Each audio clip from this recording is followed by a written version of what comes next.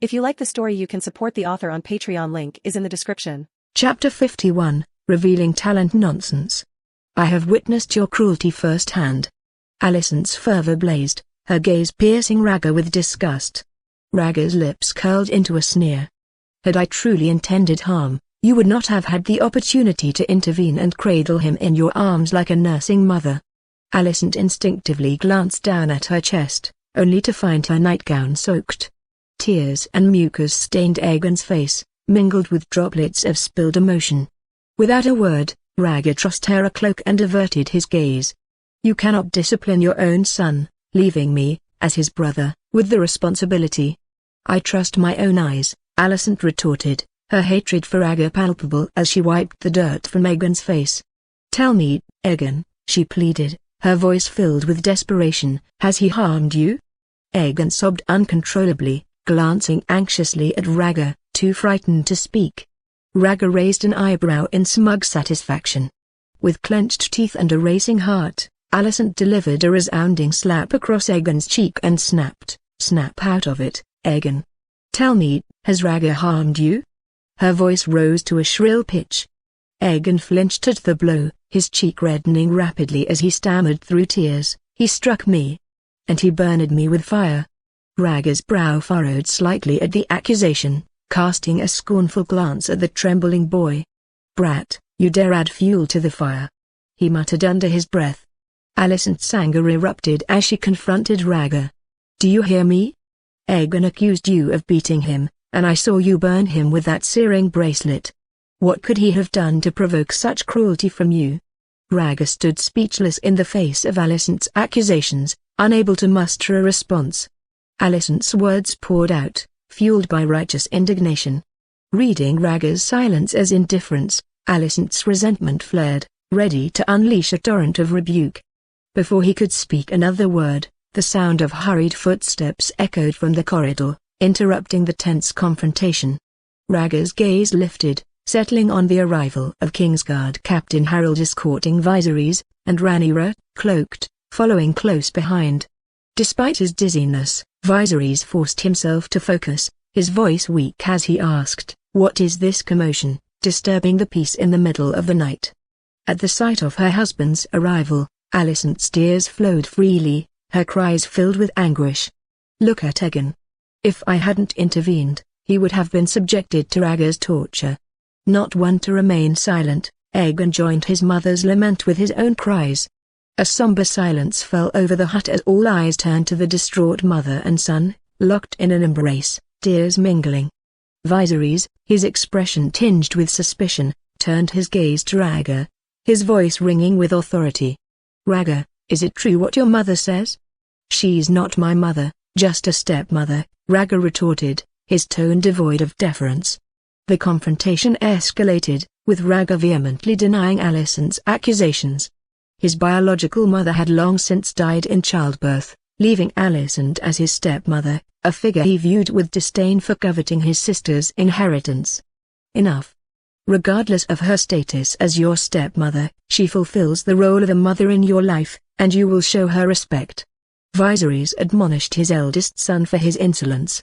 Rhaegar considered retorting, noting that it was his squire who tended to his needs. But acknowledging Alicent's position as queen, he chose silence, understanding that the credit would inevitably fall to her. Observing her brother's defiance, Rhaenyra redirected the conversation. "Rhaegar, what happened? Why did Her Grace accuse you of mistreating Aegon?" Her choice of words, substituting torture for mistreating, did not escape Alicent's notice. In her heart, Rhaegar was a dutiful and obedient son, incapable of harming others. Alicent picked up on the implication and retorted, "He's a fiend, burning Aegon with a red-hot steel bracelet."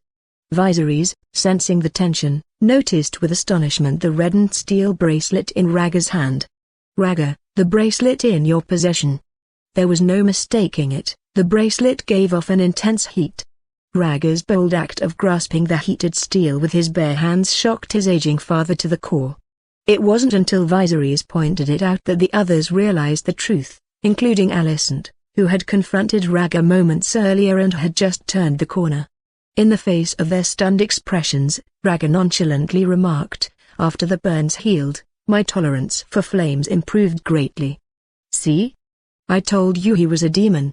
What kind of man isn't afraid of flames?" Alicent's accusation rang out, her arms wrapped protectively around Aegon in horror, though her sentiment found no echo among the others. Once Viserys had recovered from his seasickness, he quickly took command. "Captain Harold, seal off the corridor. Let no one approach." Harold nodded dutifully, his gaze lingering on Rhaegar as he left, leaving only the family in the cabin. Viserys drew a deep breath, his gaze fixed on Rhaegar as he asked again, "Rhaegar, do you feel any pain?" "No, just a little warm," Rhaegar replied truthfully. Ever since he had been burned by the dragon's flames, the potency of the blood and fire seemed to have increased, rendering him largely immune to ordinary flames. Even as he held the blazing steel bracelet, his palm remained unblistered, with only a slight sensation of heat. Viserys' astonishment was palpable as he looked at Rhaegar with newfound awe. "It seems that the dragon flame has awakened your ancient bloodline and given you fearlessness in the face of fire. Throughout the illustrious history of House Targaryen, there have been many tales of gifted individuals and their extraordinary abilities. Though none were immune to fire, Viserys believed it was a manifestation of their shared heritage. As the saying in their family lore went, blood and fire come from the same source." Rhaegar made no protest, accepting his father's speculation. He knew he couldn't hide his abilities forever, and a prudent display of them now might pave the way for greater acceptance in the future. Watching the exchange between father and son, Alicent interjected eagerly, her voice charged with urgency. "Viserys, Rhaegar has harmed Aegon. You must bring him to justice." In her eyes, Rhaegar's actions against her child were unforgivable. Aegon was her emotional anchor, and she would never tolerate anyone mistreating her children. Viserys, now composed, surveyed the distraught Aegon, noting the red, swollen slap mark on his face and the visible signs of distress. His gaze then shifted to Rhaegar, his expression clouded with distaste. "He's your brother. Why did you strike him?" "He provoked Helaena and tried to steal the bracelet I gave her." "I merely hit him," Rhaegar accounted truthfully, gesturing at Aegon's cheeks with a hint of amusement. "The worst injury he suffered was not inflicted by me." Aegon recoiled from Rhaegar's pointed finger and clung to his mother's arms, his head bowed in shame. After a moment of contemplation, Viserys realized that the marks on Aegon's face did not match the force Rhaegar could have used at his age. Approaching Alicent, Viserys took Aegon's hand firmly, his tone stern. "Aegon, look at me." Aegon, overwhelmed with tears, obeyed, and Alicent shook him firmly, urging, "Your father is here for you. Show some courage. If you truly have courage, confront Rhaegar like you do when you bully little girls," Rhaenyra interjected, her tone laced with cold sarcasm. Aware of Helena's preference for Rhaegar's company and her own disdain for Aegon's bullying, Rhaenyra's words were meant to defend her brother. Chapter 52, Pick It Up. "Rhaenyra, enough." Viserys' voice cut through the tension and turned his attention to Aegon. "Have you been bullying Helaena?" he asked sternly. Aegon's answer was tentative, his fear palpable in the air as he admitted, "Yes." "And did Rhaegar punish you for it?" "Yes," Aegon replied, his voice barely above a whisper. Viserys' eyes narrowed, his concern evident as he asked further, "Did he hurt you with the heated bracelet?" Aegon hesitated for a moment before answering, "Number." Viserys shifted his attention to Aegon's injured side, his touch gentle yet probing as he assessed the damage. As Viserys spoke, his tone carried a sense of authority and understanding, directed at both Aegon and Alicent. Alicent, while Rhaegar's actions may have been overly forceful, they did no lasting damage to Aegon. Alicent bristled at Viserys' assessment, her frustration evident in her response. But what if things had escalated further? What if no one had intervened? There were no signs of injury on Aegon. Rhaegar could not have caused them. Viserys' expression hardened, his voice firm as he countered her concerns. "We cannot always shield our children from every conflict, Alicent. Sibling disagreements are part of growing up, and they must learn to deal with them." Alicent opened her mouth to protest, but Viserys cut her off with a pointed comment. "I understand your concern, Alicent, but let us not forget that even I had my disagreements with Demon in our youth. Alicent's grip tightened around Aegon, her concern still evident as she sought reassurance from her husband. Have you ever seen Demon in distress, crying out in fear and pain? Alicent hugged Aegon tightly, her gaze fixed on her husband. Once, her father had warned her that when Rhaenyra took the throne, she would never leave her children unattended. At the time, she had dismissed it as mere speculation. Now it seemed to be coming true. Rhaenyra hadn't even begun her reign and yet Rhaegar had already acted impulsively.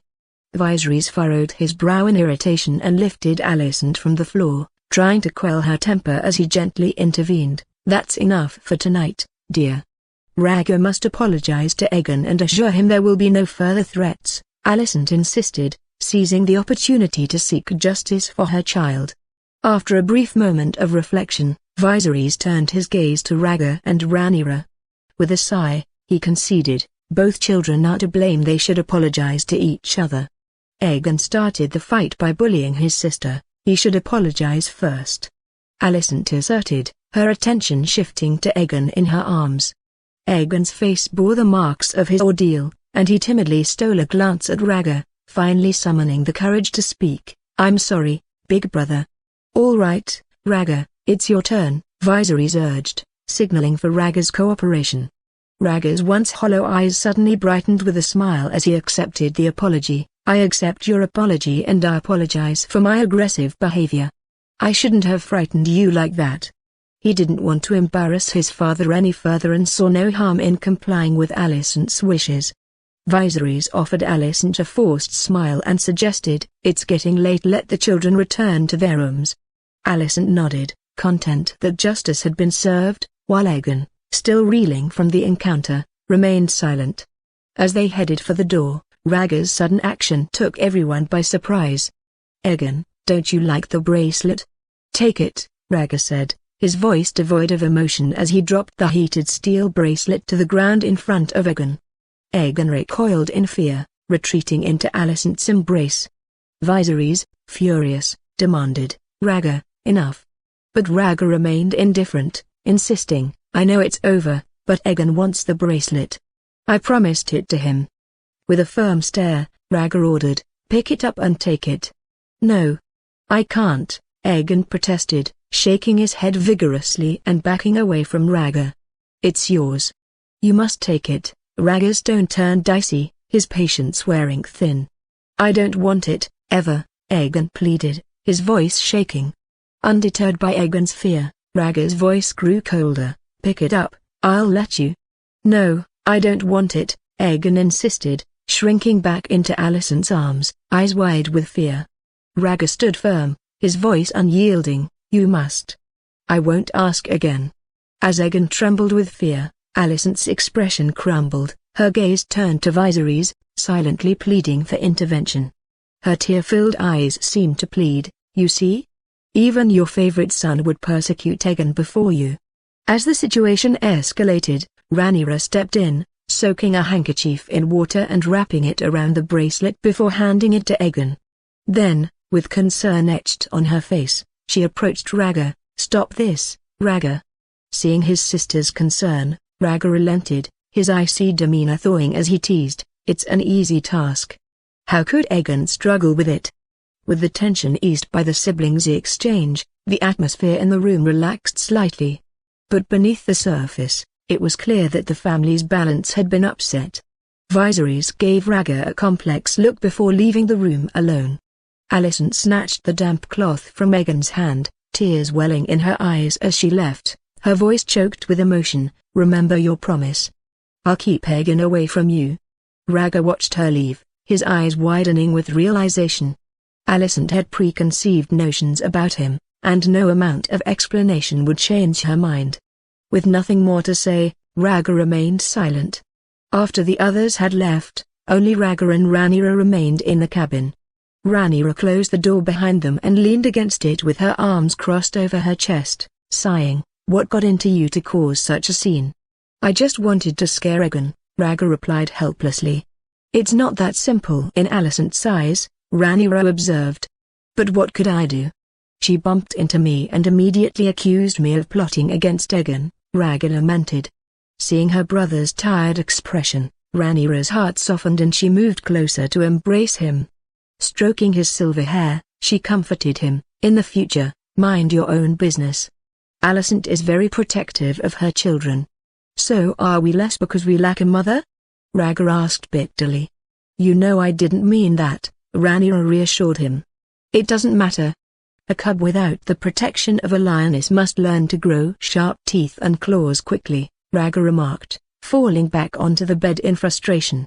His original plan had been to take out his frustration on behalf of Helena, but Alicent's accusations had painted him as a villain, all based on the notion of motherly love. Wasn't he just being picked on because he didn't have a mother? If he hadn't resented Alicent's overprotective nature, he wouldn't have taken it out on Aegon again. "Well, don't dwell on it. I'll sleep with you tonight," Rhaenyra offered, understanding her brother's feelings. She rubbed his right hand lovingly, noticing that it showed no signs of having touched hot steel. "You really are different, Rhaegar," she remarked quietly. With little desire for further conversation, Rhaegar undressed and climbed into bed, pulling the covers over himself. Rhaenyra didn't press the matter any further, simply patting him on the shoulder and humming a soothing tune, much as she had when Rhaegar was a child, as she drifted off to sleep beside him. As the night passed, the sailboat continued its journey, navigating the waves until it reached the Throat Range. On deck, Rhaenyra held Rhaegar's hand as they looked out over the sea and took in the sights. The waters under King's Landing's jurisdiction are known as Blackwater Bay.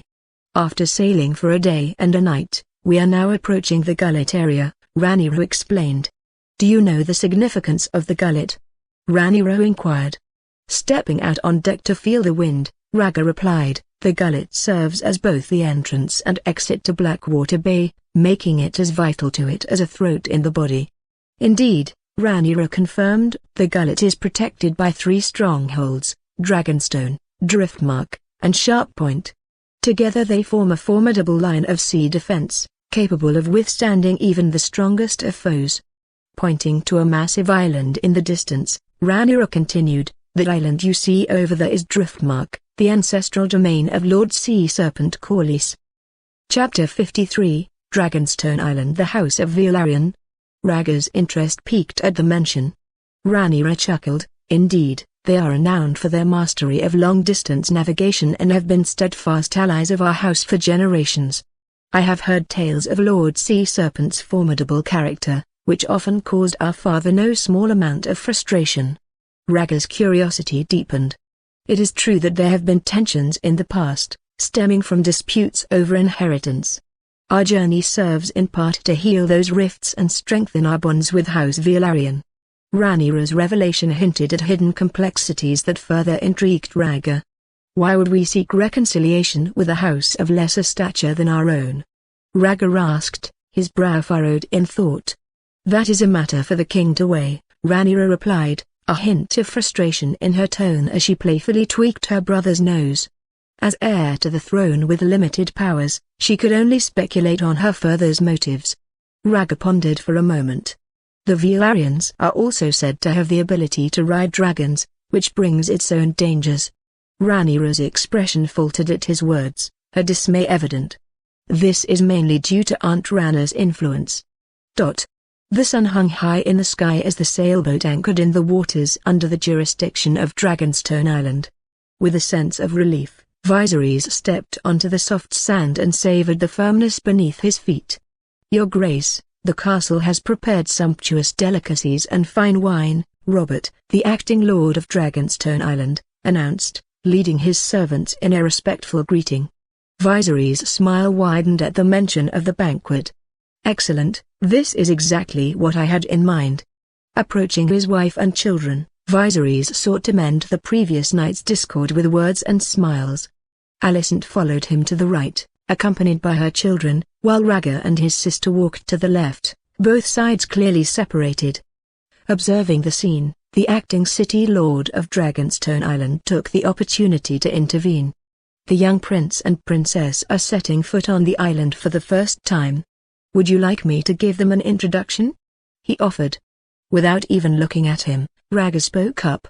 "But my sister is the princess of Dragonstone Island," he explained, earning a gentle squeeze from Rhaenyra, who quietly urged him to refrain from further remarks. The acting city lord, slightly taken aback, turned to Rhaenyra for guidance. "Princess, would you like me to make a presentation to your siblings?" Rhaenyra nodded graciously. "Yes, Lord Robert, please enlighten them." "As you wish, Princess," Robert acknowledged, maintaining his smile as he launched into a description of Dragonstone Island. Dragonstone Island is a vast landmass characterized by strange rock formations and sparse vegetation. Its most notable feature, however, is its active volcano, which makes it an ideal habitat for dragons. Despite the Lord's earnest attempt at conversation, his words seemed to fall on deaf ears, as most of the party were engrossed in their own thoughts. Viserys chuckled softly at the Lord's enthusiasm, while Rhaenyra made occasional efforts to engage in conversation to ensure that his efforts didn't go entirely unnoticed. As they approached the towering cliffs, a large gate decorated with carved dragons came into view.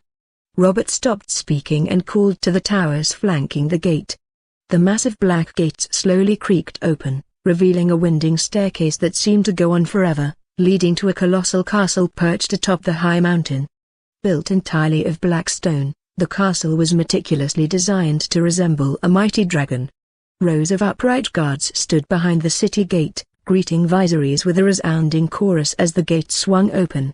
The grandeur of the scene left Rhaegar awestruck as Viserys confidently led the way over the bridge-like stone steps.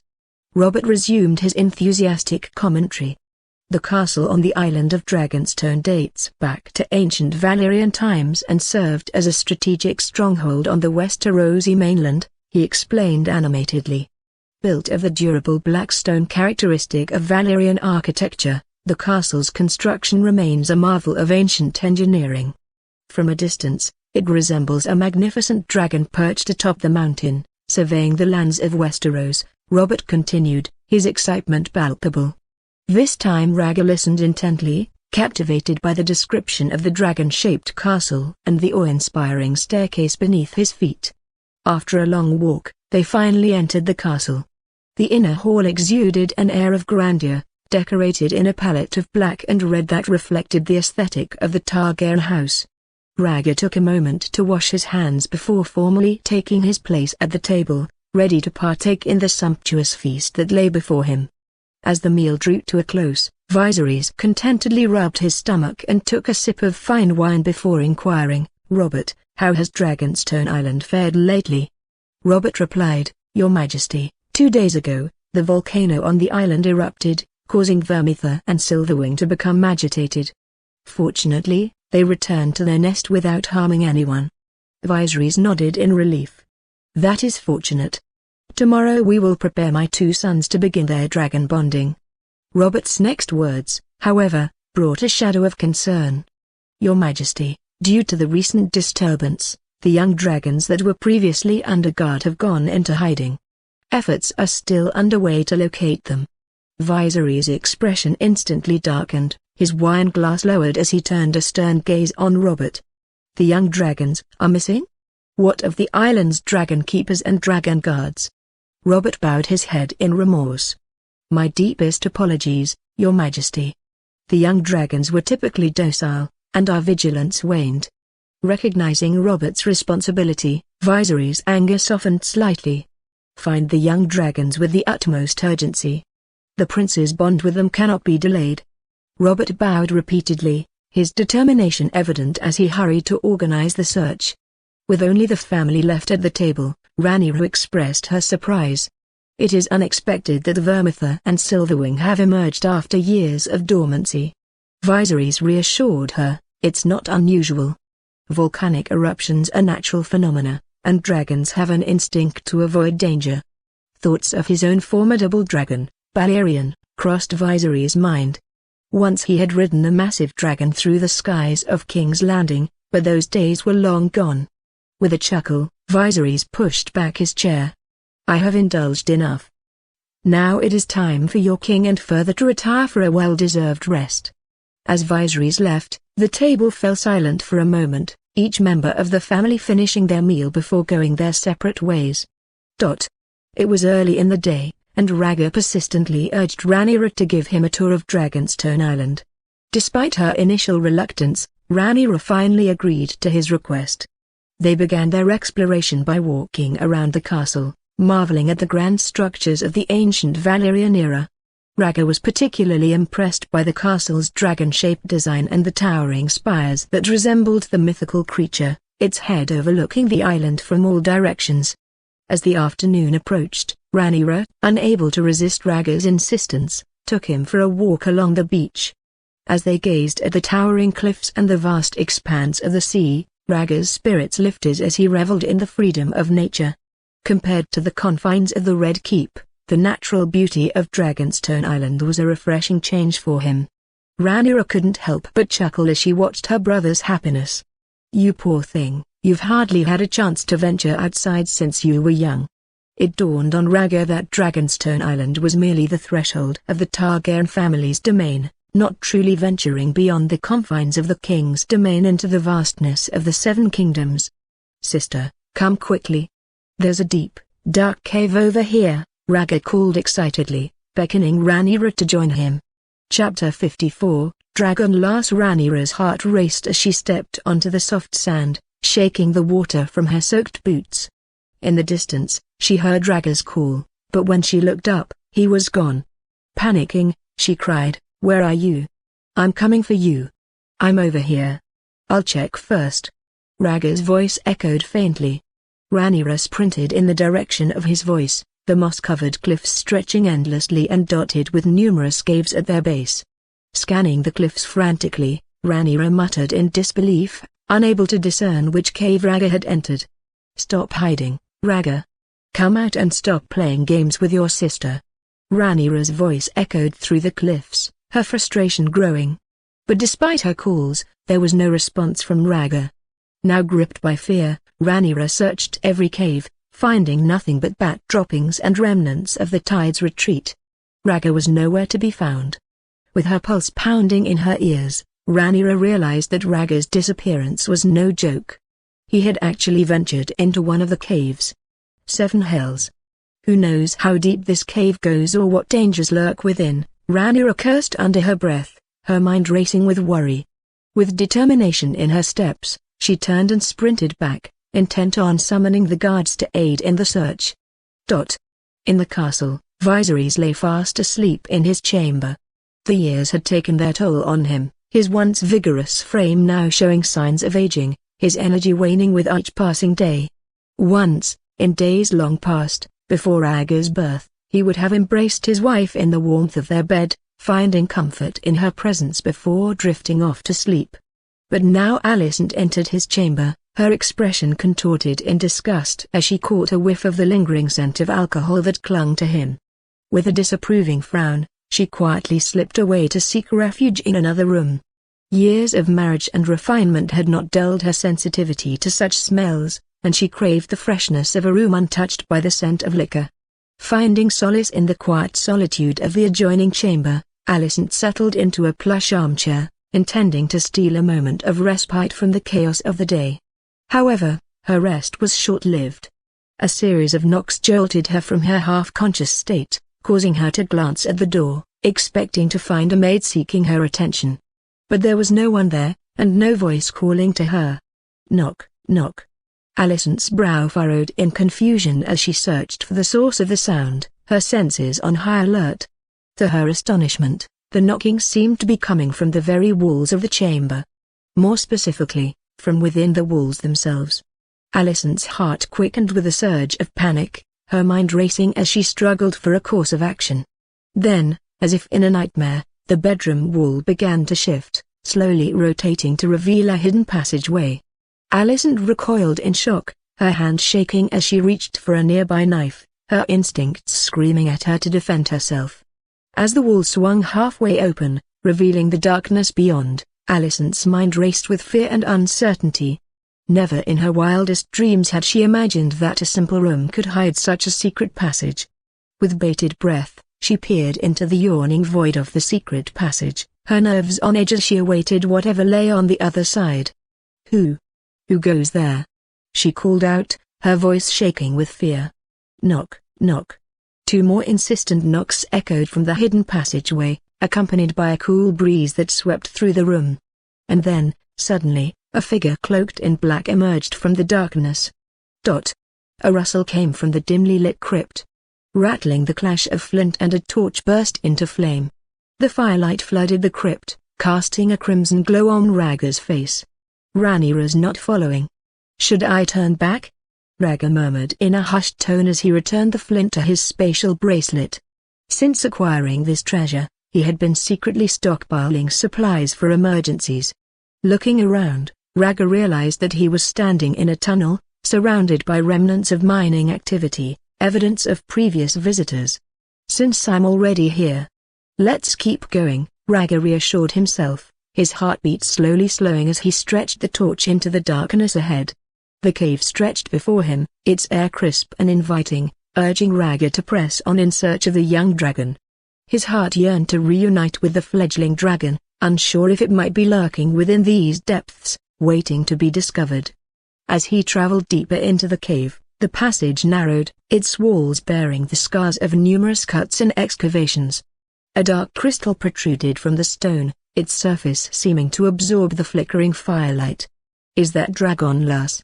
Rhaegar wondered aloud, his fingers tracing the smooth surface of the black crystal, memories of the months he had spent under the tutelage of the two masters flooding back. In that time, he had gained knowledge of this unique mineral, dragonlass, a unique substance found on Dragonstone, also known as obsidian. Though it adorned select armor and weapons within the Red Keep, its practical uses remained largely untapped. Rhaegar carefully removed a fragment of dragonlass from a nearby chiseled pit and stowed it in his spatial bracelet, a rare addition to his collection. Since he was already here, he didn't want to return empty-handed. Pushing forward, Rhaegar continued his journey into the depths of the tunnel, the light of his torch guiding his way. Despite the increasing depth, he remained undeterred, confident in his familiarity with the route. As he advanced, the tunnel began to narrow, the walls becoming densely packed with dragonlass ore. Soon, the entire passageway seemed to be carved from dragonlass. Finally, he reached the end of the tunnel, where the firelight revealed intricate patterns carved into the walls of dragonlass, depictions of shepherds, dragons, giants, and even grotesque-faced monsters. Approaching, Rhaegar studied the carvings, piecing together the meaning of each image. "The Song of Ice and Fire," he exclaimed, his mind instantly conjuring the legendary prophecy. Etched into the dragonlass wall was a narrative that encompassed the 14 flames of the ancient Valyrian era, Ina's fabled voyage across the sea, and the chilling tale of a long night brought by sinister creatures. The prophecy of Aegon the Conqueror is true. The others really exist? Rhaegar murmured in astonishment, his gaze fixed on the mesmerizing scene before him. This revelation eclipsed even the awe-inspiring presence of the dragon, the realization that the legendary monsters were no mere myth, but a tangible threat, foreseen and inscribed in the very heart of the dragonlass mines on Dragonstone Island. As Rhaegar reached out to brush the dust from the carving, a sudden beep rang in his ears, startling him. "Exploration mission is now active. Target, Dragonlass Wall," the system announced, projecting a data panel in front of him. Dragonlass Wall, exploration progress, 0.2% from the exploration mission. The carvings seem to be authentic, he mused, interpreting the system's feedback. The quality of the Dragonlass Wall hinted at its significance. It was either extremely valuable or of considerable antiquity. The prophetic carvings adorning its surface were of undeniable value, their timeline far beyond his knowledge. It seemed he was on the verge of acquiring another priceless relic. Sitting on a small bench retrieved from his spatial bracelet, Rhaegar leaned back against the Dragonlass Wall, patiently awaiting the completion of the exploration. "I hope Rhaenyra will not grow anxious, fearing my absence," he murmured, his thoughts momentarily drifting to his sister's well-being. In the bedroom that belonged to Alicent, she was jolted awake by a sudden surge of anxiety, her brow furrowed as she sat angrily in her chair, her gaze fixed forward. Before her stood a figure cloaked in black, his arms folded resolutely behind his back. Breathing heavily, Alicent expressed her irritation. "What brings you to Dragonstone Island and what is your purpose here?" Undeterred by her hostility, the black-robed man spoke in a low, measured tone. "My purpose is unimportant. What matters is the purpose of your visit." Perplexed, Alicent inquired, "And what might that be?" The black-robed man's answer was cryptic. "The two princes were brought here to tame the young dragons, but unfortunately they were chased away. The relentless search of the guards will soon reveal their hiding place." Alicent's curiosity was piqued. "Is that so? And what knowledge do you have?" "I know the whereabouts of two young dragons," he revealed, his words laden with meaning. "Prince Aegon may choose the first, but the other location must be shared." Alicent looked at him with uncertainty, her mind racing to decipher his intentions. Considering the immense value of the dragon to a Targaryen heir, she pressed, "Where can these young dragons be found?" Chapter 55, The Second Legendary Relic. In an instant, the sky turned to twilight, casting an ethereal glow over the Dragonlance mining cave where Rhaegar stood before the stone wall. The young prince had fallen into slumber, oblivious to the passage of time beyond his rest. Suddenly he stirred awake, a chill running through his body as he emerged from his sleep. Perplexed, Rhaegar surveyed his surroundings, his attention caught by a timely system beep. "The exploration is complete. Please claim the reward," the announcement echoed through the cave. Instantly alert, Rhaegar's eyes darted around, scanning every nook and cranny. Dragonlance wall, exploration progress, 100%. Where could it be? Searching frantically, Rhaegar's eyes landed on a circular, crimson halo hovering above the Dragonlance stone wall. "Red. It's a legendary level relic," he exclaimed, his eyes widening in amazement as he cautiously reached out to touch the halo. A burst of red light erupted like fireworks, cascading over his head in a mesmerizing display. "Relic successfully retrieved. Initiating recognition. Recognition successful. Confirmed as a legendary grade relic, the Last Flame." "It truly is a legendary grade, a mysterious relic akin to blood and fire," Rhaegar remarked, rubbing his hands together in anticipation as he watched the faint embers of fire on the system panel. The core of the flame burned with a vivid orange hue, its edges flickering in a wavering crimson dance as if on the verge of extinction. "The Last Flame. It seems its flame is dying," Rhaegar observed with a mixture of fascination and concern, his curiosity driving him to attempt activation. Activation failed. The legendary grade relic has unique properties that require special conditions for activation, the system explained, prompting Rhaegar to recall his previous encounter with Balerian's skull and their dragon relic, it yielded, which required a dragon bloodline for activation. Indeed, treasures of this caliber are always accompanied by unique requirements, he mused, determined to uncover the secrets hidden within the enigmatic Last Flame. With a furrowed brow, Rhaegar called up the note on the system panel, eager to gain any insight into the Last Flame. Flame is the enlightenment of a civilization. Ancient civilizations grow from tenderness to behemoths, from strength to destruction. Each civilization has a unique legacy. Immortal crystals preserved the Last Flame, waiting for the Chosen One to revive its glory. The cryptic lines hinted at the origin of the last fire, but offered no explicit instructions on how to activate it. Rhaegar's frown deepened, a pang of regret gnawing at him for possessing a treasure whose use remained unknown.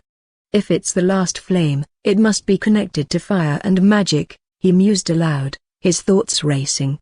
In the realm of fire and magic, the only thing that came to Rhaegar's mind was dragons.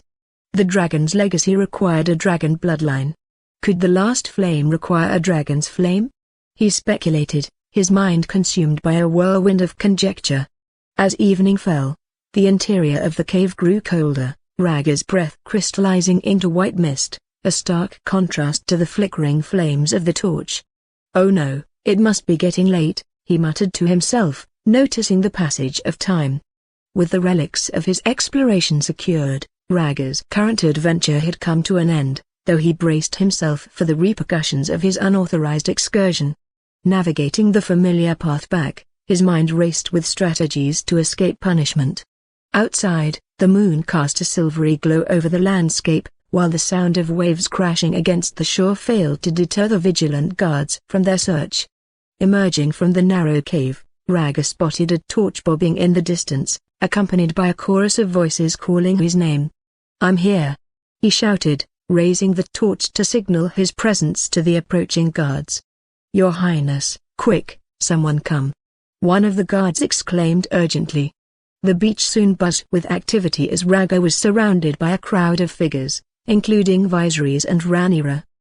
Before Viserys could speak, Rhaenyra, her face contorted with worry and anger, rushed forward and tackled Rhaegar to the ground. "You fool! Where did you go?" she cried, her voice choked with emotion. Rhaegar, subdued beneath her, explained, "I was just exploring the cave and stumbled upon something. What could be more important than your safety? You almost gave me a heart attack." Rhaenyra's voice cracked with emotion as tears streamed down her cheeks. "You disappeared right in front of me. If something had happened to you, what would I have done? You are all I have left, Rhaegar," she continued, her tone softer now, but still filled with an underlying concern. "I can't bear to lose you." Moved by his sister's display of affection, Rhaegar allowed himself to be scolded, covering his face with his hands as Rhaenyra delivered a series of light slaps to his backside. "All right, Rhaenyra," Viserys intervened, his initial anger tempered by the sight of his daughter's distress. He approached her and offered his comfort. Rhaenyra, her tears subsiding, issued a stern warning. "Next time, I will not hesitate to break your legs and drag you back to the Red Keep, where I will lock you in the attic for the rest of your days." Rhaegar nodded fervently, promising to heed her words and avoid such escapades in the future. Pulling a piece of dragon lass from his pocket, Rhaegar spoke with a mixture of truth and deception. "I had no intention of leaving. It's like something is calling me from the underground." "Bullshit. That's just an excuse," Rhaenyra replied bluntly. Viserys, his brow furrowed in confusion, asked, "You entered the Dragon Lass mining cave?" "Yes. Guided by an unknown force, I was drawn to the cave where I discovered an ancient prophecy," Rhaegar affirmed with conviction. Intrigued, Viserys leaned forward. "What prophecy?" Rhaegar traced several crude drawings in the sand, his expression grave. "Long ago, someone carved the legend of the Song of Ice and Fire in the Dragon Lass mines." Viserys, realizing the significance of the prophecy, was eager to investigate further. "Is it really the Song of Ice and Fire?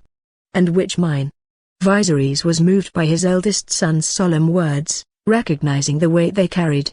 As a dreamer, Rhaegar's insights held considerable sway over him, prompting Viserys to lend a receptive ear to his son's tales of adventure. Standing at the entrance to the cave, Viserys instructed, "You and Rhaenyra return to rest. She's exhausted from searching all day." Accompanied by Kingsguard Captain Harold and 2 guards, Viserys ventured into the cave, his curiosity piqued. Meanwhile, Rhaenyra, still stunned by the revelation, muttered, "The Song of Ice and Fire. Isn't that just a legend?" Unable to answer at the moment, Rhaegar simply nodded. "Let's discuss that later. For now, let's get back."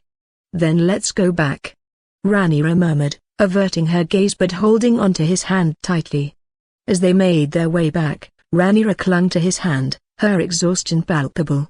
The hour had crept past midnight, and she had been searching tirelessly since lunch, her exhaustion palpable as fatigue and hunger gnawed relentlessly at her. After dinner, in Rhaegar's bedroom, the siblings had freshened up and were now lying on the bed in their pajamas. Rhaegar meticulously recounted the history of the Song of Ice and Fire, detailing his discoveries in the cave. Rhaenyra's eyes widened in wonder as she whispered, "So there are indeed otherworldly beings and armies of the undead in our world? Who can say? The age of heroes goes back thousands of years," Rhaegar replied thoughtfully, leaning into her embrace and enjoying her comforting warmth. "Our ancestors were once dragon lords in the ancient Valyrian era, but if you go back further, they were just humble shepherds. I believe the Song of Ice and Fire represents a catastrophe unique to the continent of Westeros," he continued, his eyes narrowing in thought. Rhaenyra raised an eyebrow. "Similar to the calamity that befell Valyria?" Rhaegar shook his head. "Not quite. The Long Night is an icy calamity brought by foreign spirits, and historical records suggest that it was the army of humanity that defeated it and saved the continent. In contrast, despite the immense power of the ancient Valyrian civilization with its multitude of dragons, they ultimately succumbed to a cataclysmic natural disaster, he explained. It emphasizes the terrible nature of the doom, which offers no opportunity for resistance. Their conversation delved into the depths of history and prophecy, each revelation shedding new light on the mysteries of their world. Chapter 56, Making Decisions. You seem quite knowledgeable, Rhaegar remarked with a teasing grin, pinching Rhaegar's cheeks affectionately. Indeed, I've been exposed to countless books. My head is bursting with knowledge, Rhaegar replied, a hint of exasperation in his tone as he recalled his extensive but tedious education. Humming softly, Rhaegar leaned closer. Since you're so smart, help me solve a dilemma. Go ahead, Rhaegar replied confidently. Father has proposed a marriage alliance for me with Lena Velaryon, the sea snake's son, Rhaegar revealed, her tone matter-of-fact, though she omitted the fact that Rhaegar himself was another potential suitor. Rhaegar was taken aback, not expecting her question on the matter. Still a child, how could he understand the intricacies of politics? After a moment's hesitation, Rhaegar ventured, do you have feelings for him? No, Rhaegar replied flatly. Trying to process the situation, Rhaegar struggled with his young mind. Is Further trying to make an alliance with the sea snake? Rhaegar hugged him tighter, her tone light as she explained, the sea snake is a renowned naval commander, and the Velaryon family's wealth and possession of 3 dragons make them a valuable asset worth pursuing. That sounds like a sound strategy, in line with Father's approach, Rhaegar observed, sensing his sister's reluctance and adopting a more serious tone. Tell me, should I accept the responsibility of being the heir? Rhaegar asked, her eyes twinkling mischievously. In your position, I would have agreed, Rhaegar admitted quietly, looking away. Rhaegar grunted lightly and pushed him away. I knew you and Father were in this together. No.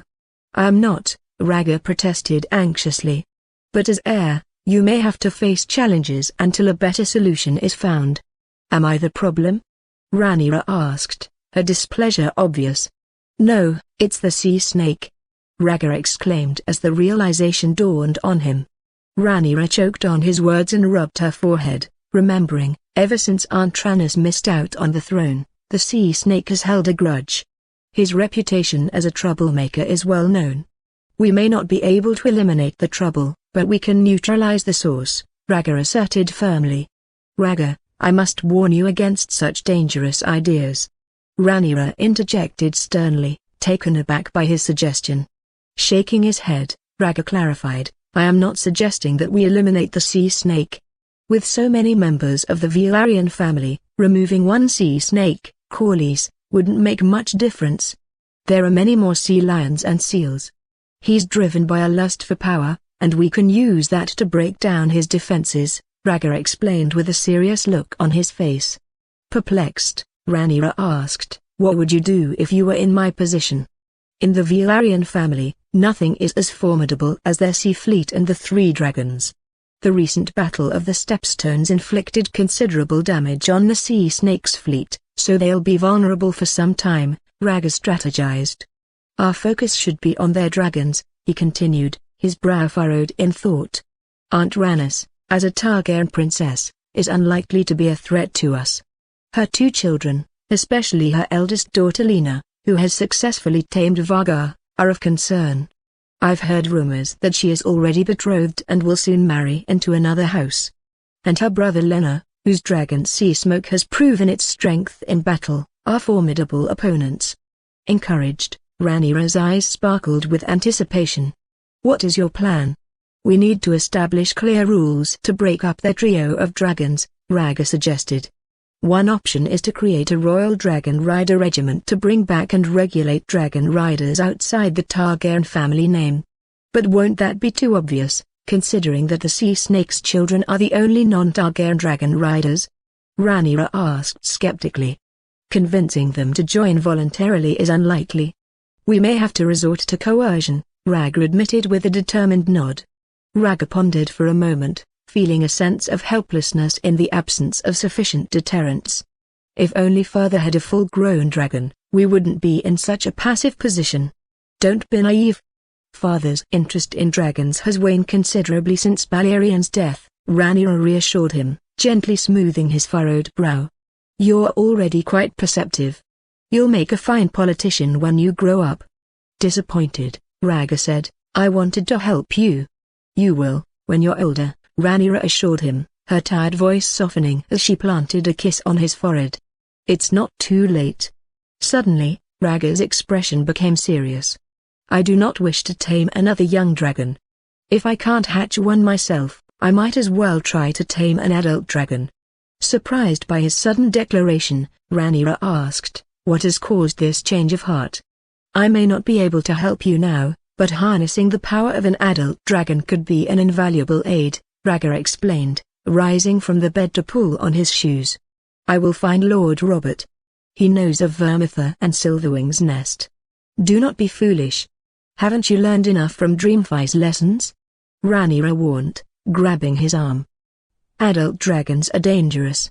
Vermithor in particular is known as the Bronze Fury. His temper is even fiercer than Dreamfy's. Rhaegar remained unperturbed, his confidence unshaken. I almost tamed Dreamfy once. I have the ability to tame a full-grown dragon. Rhaegar's gaze softened with a mixture of relief and helplessness as she squeezed his shoulder. I will never allow you to risk your life for me, Rhaegar. Do you understand? Rhaegar's expression softened and he nodded in agreement. I understand. I'll try to be a good brother. Satisfied with the answer, Rhaegar gently guided him back to bed, and Rhaegar fell silent, his mind consumed with thoughts of how to tame Vermithor or Silverwing. As the lights dimmed, Rhaegar lay on his side, his resolve firm. Father needs me, and so does Rhaegar. With that, he drifted off to sleep, his determination to tame a full-grown dragon firmly planted in his mind. The next day arrived and Rhaegar was awakened from his sleep by a knock at the door. Princess, the king has sent for you to discuss matters, Cole's voice echoed through the door. Understood, Sir Cole, Rhaegar replied, quickly dressing before turning to Rhaegar. No wandering off, understand? I promise, Rhaegar assured her, patting his chest. With a final admonition to Cole to keep an eye on her brother, Rhaegar left the room. Meanwhile, Rhaegar was fully dressed when the servant arrived with breakfast. As he nibbled at a piece of bread, he glanced at Cole standing guard at the door and asked, would you like to join me for breakfast, Sir Cole? Thank you, but there's no need to bother, Cole politely declined. Accepting Cole's refusal, Rhaegar continued to eat alone, feeling a pang of regret that Eric was not present and that the Kingsguard contingent consisted only of Captain Harold and Cole. If Eric had accompanied them, they could have shared a meal. Sir Cole, any news on the search for the young dragons? Rhaegar inquired suddenly.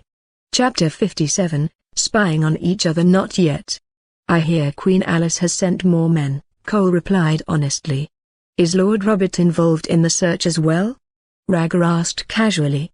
Yes, Lord Robert personally led a team and even searched the beach last night looking for you, Prince, Cole confirmed. With a mischievous twinkle in his eye, Rhaegar stood up. I've finished eating, so I'll take a stroll around the castle. Regardless of Cole's thoughts on the matter, Rhaegar quickly made his way outside. Cole hesitated for a moment, considering that his duty was only to keep an eye on the prince, and wandering around the castle grounds wasn't technically disobedience. He followed Rhaegar, keeping a watchful eye.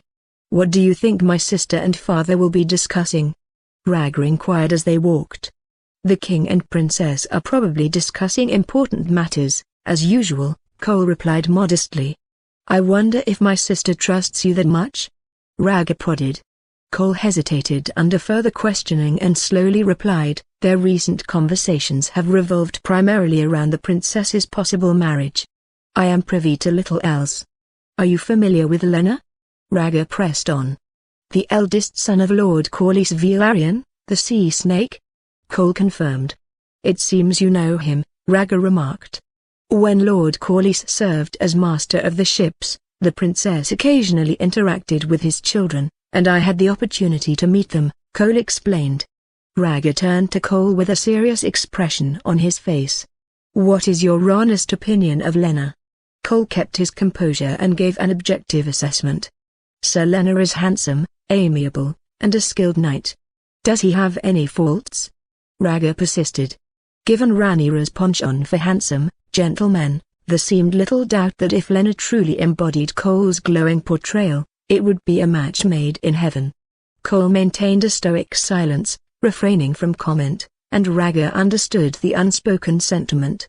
Though Cole sensed something was wrong with Leonard, his sense of chivalry compelled him to refrain from disparaging others in their absence. Rhaegar asked cautiously, perhaps he struggles with drinking and gambling?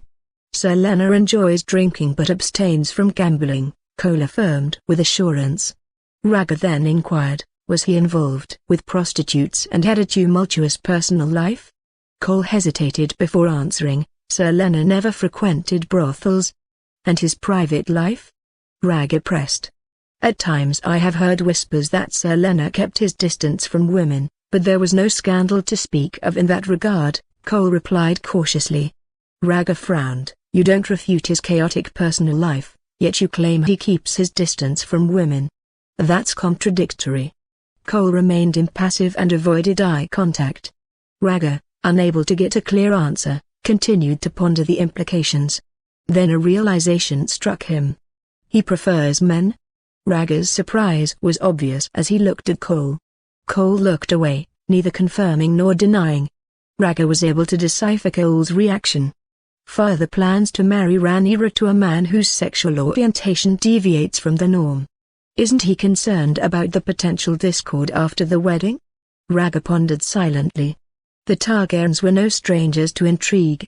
Each member possessed a carnivorous nature that did not shy away from manipulation or deceit. Absurd. Father's decision-making is perplexing, Rhaegar muttered to himself, his resolve growing as he considered his next move. Take me to Lord Robert's chambers. He should have a map of Dragonstone Island, Rhaegar instructed Cole. Cole asked, forgive me if I'm out of line, but why do you need a map of Dragonstone Island? To find the dragon. Get the map before we continue, Rhaegar insisted firmly. The search for the young dragons already has its own team. You don't need to get involved, Cole pointed out. Her Majesty the Queen has sent someone to look for them, but if they find the dragons, they will obviously be tamed by Aegon first. I can't afford to wait idly, Rhaegar argued. Cole conceded the point and suggested, if you want a map of Dragonstone Island, you don't have to go to Lord Robert's chambers. There's a pair hidden in the princess's room. Why didn't you mention this before? Rhaegar's frustration was obvious. You didn't ask until now, Cole replied honestly. Rhaegar slapped his forehead in exasperation before turning to head back. Once in the princess's chambers, he found a massive map of Dragonstone Island tucked under the bed. Sitting on the map, Rhaegar meticulously scanned its surface, searching for the location of the volcano. Vermithor and Silverwing resided in a lair beneath the volcano, so the search had to begin in its vicinity. It lies east of Dragonstone Island, in the Dragonmont, Rhaegar declared, his resolve firm. In addition to dragons, Dragonstone Island was known for its unique geological formations. The Dragonmount stretched from east to west and contained the active volcano. With the general direction in mind, Rhaegar felt confident and determined to search for the dragon. He had already prepared his excuses. I will find the young dragons, he announced. Cole seemed ready to object, but Rhaegar raised his eyes and expressed his dissatisfaction. The taming of dragons is a sacred duty given to every Targaryen. I'm bound to join the search and do my part, Rhaegar declared solemnly. I cannot justify your absence to the princess if I allow this excursion, Cole countered, shaking his head. Then you will accompany me and ensure our return before dinner, Rhaegar insisted, striding toward the door without giving Cole a chance to protest. With a resigned sigh, Cole followed, feeling helpless. The prince's status was extremely delicate. Both the king and the princess held him in high esteem. All Cole could do was try to ensure Rhaegar's safety to the best of his ability. The castle stood in the northern reaches of the island of Dragonstone. Leaving the Red Keep, Rhaegar bypassed the stone-stepped promenade, choosing instead to head for the farmyard at the rear of the castle. Dragonstone Island was home to a sizable population of civilians, many of them Targaryen bastards. having lived on Dragonstone for generations, they enjoyed relatively comfortable living conditions. The conversation ended and Rhaegar left her father's chambers, a faint hint of sadness lingering on her brow. Viserys had spent half the night searching the Dragonglass Wall for the prophecy, returning at dawn, driven by an urgency that allowed no rest, and eager to share his findings with Rhaegar. He recounted the prophecy of the Song of Ice and Fire, detailing the ominous tale of the dagger and filling her with anxiety about the possible future regarding the Long Night and the others. She asked herself, if that dreaded day were to come, would she have the courage and ability to lead the Seven Kingdoms through the Long Night? The answer she received was uncertain, leaning toward a resounding number.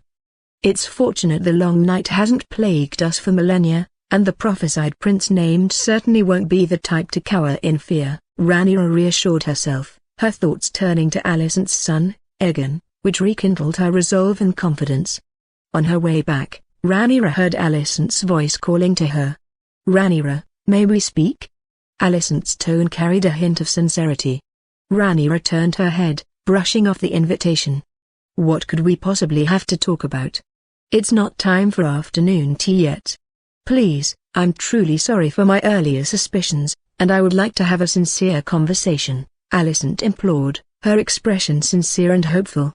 Just like old times, when he could talk about anything. Despite the friendly appearance, Rhaegar could not shake the underlying feeling of contempt. Both sides were on the brink of confrontation, yet they still maintained the facade of sisterly affection. Very well, let's talk, Rhaegar agreed reluctantly, curious about Alicent's intentions. Alicent took Rhaegar's hand and led her to the castle gardens, a smile playing on her lips. As they strolled, Alicent broached the subject. Why haven't I seen Rhaegar? He's resting. He snuck out yesterday and I forbid him to leave, Rhaegar replied truthfully. I heard about that. He stumbled upon an old prophecy, didn't he? Yes, the Song of Ice and Fire. Oh, I thought that was just another bedtime story to frighten children, Alicent remarked casually. Indeed, a myth, Rhaegar replied tersely, choosing not to elaborate. The Song of Ice and Fire was a prophecy reserved for the heirs, not meant for Alicent to understand. Chapter 58. The White Robe. As dusk fell, Rhaegar's footsteps came to a halt in the middle of a farmland, his gaze fixed on the rocky mountain range in the distance, devoid of vegetation. Your Grace, we should return to the castle, Cole, acting as his guard, advised. Rhaegar's eyes lingered on the distant mountains as he muttered, the island's active volcano is that way. Your Grace, the princess will be displeased if we delay any longer, Cole sighed helplessly. I understand. We'll be back before nightfall, Rhaegar replied, his determination unwavering. After traversing the small town on the island, Rhaegar gathered a wealth of information, including the approximate location of Vermithor and Silverwing's lair. Let's go, Sir Cole, Rhaegar called, taking one last look at a group of silver-haired children playing near the town's entrance before turning back. Curious, Cole inquired, Your Grace, do you long for company? No, I was merely intrigued by the color of their hair, Rhaegar replied. The sight of the children's silver hair made him wonder if any of them might be his half-brothers. After all, his father had been quite vigorous and robust in his youth. In the evening, after the family had finished dinner and retired to their rooms, Rhaegar and Rhaegar retired to their bedroom, as was their custom, and engaged in quiet conversation. Rhaegar broached the subject first. Cole mentioned you were in town? I was looking for a young dragon to tame, Rhaegar replied calmly. It would be advantageous for you to have one. A young dragon is better for a young Targaryen. Syrax and I have been companions since childhood, Rhaegar remarked, understanding her sibling's desire for a dragon. After a moment of thought, she continued, Alicent came to see me and we had a long talk. What did she want? Rhaegar inquired. I asked her the same question, Rhaegar replied thoughtfully. She mentioned my engagement and made some remarks that I dismissed. And? Rhaegar prompted. I was in a sour mood, but Alicent was unfazed. She even brought up the whereabouts of the two young dragons, Rhaegar recounted. So you find it? Rhaegar began. Suspicious. They both exclaimed at the same time, sharing a knowing smile. Rhaegar chuckled. Alicent is sneaky. For her to seek you out, she must have an ulterior motive. I agree. Alicent has always excelled at everything since childhood, and she harbors a deep-seated grudge against me. She would not extend kindness without a reason, Rhaegar admitted with a wry smile. Rhaegar inquired further, where did she say the two young dragons were? They were sighted fighting on the east coast, Rhaegar revealed. Given their proximity to an active volcano, it's plausible. Rhaegar analyzed the location. Dragons thrived in high-temperature environments, making the caves beneath the volcano an ideal habitat for them. Rhaegar's grip tightened around a strand of hair, her determination evident in her eyes. We must find the two young dragons before they do. They are probably unharmed. There's no need to rush, Rhaegar remarked, indifferent to the urgency. What do you know? There are only 3 suitable dragons, and a gifted young dragon will grow quickly in the future, Rhaegar retorted, her frustration evident as she slapped his arm. I wouldn't know the dragons if I saw them. How am I supposed to tell the difference? Rhaegar regretted. Rhaegar sat up and gave him a sharp look. Choose Sunfire. The dragon with the golden scales and pale pink wing membranes. Sunfire hatched from the same clutch as your Syrax? Rhaegar asked. That is correct. Sunfire hatched a few years after Syrax and is a magnificent specimen. You must claim it, Rhaegar pointed out, her concern evident. 2 Targaryen siblings, each riding a golden dragon, quite a spectacle, Rhaegar chuckled at the thought. Rhaegar, I'm serious. Sunfire is a perfect match for you. You wouldn't want Aegon to claim it, would you? Rhaegar's concern for her brother's choice of dragon was palpable. She had reserved Sunfire for Rhaegar's taming if he failed to hatch his own eggs by his 10th name-day. On this expedition, both Rhaegar and Aegon were tasked with taming their dragons, so Rhaegar had arranged for Rhaegar to bond with Sunfire first. As fate would have it, the eruption of the volcano forced the 2 young dragons to leave their lair. If Alicent had actually stumbled upon Sunfire first and handed it over to Aegon for taming, Rhaegar would feel sick. Seeing his sister on the verge of losing her temper, Rhaegar stifled a smile and assured her earnestly, I will make every effort to tame Sunfire and prevent Aegon from claiming it. HMPH, that's more like it, Rhaegar murmured softly, settling back down. In her mind, it was only fitting that the 2 siblings should each tame a golden dragon. It was the decree of fate. Early the next morning, Rhaegar rose from his bed and, with the help of the maid, donned a set of black dragon-themed robes.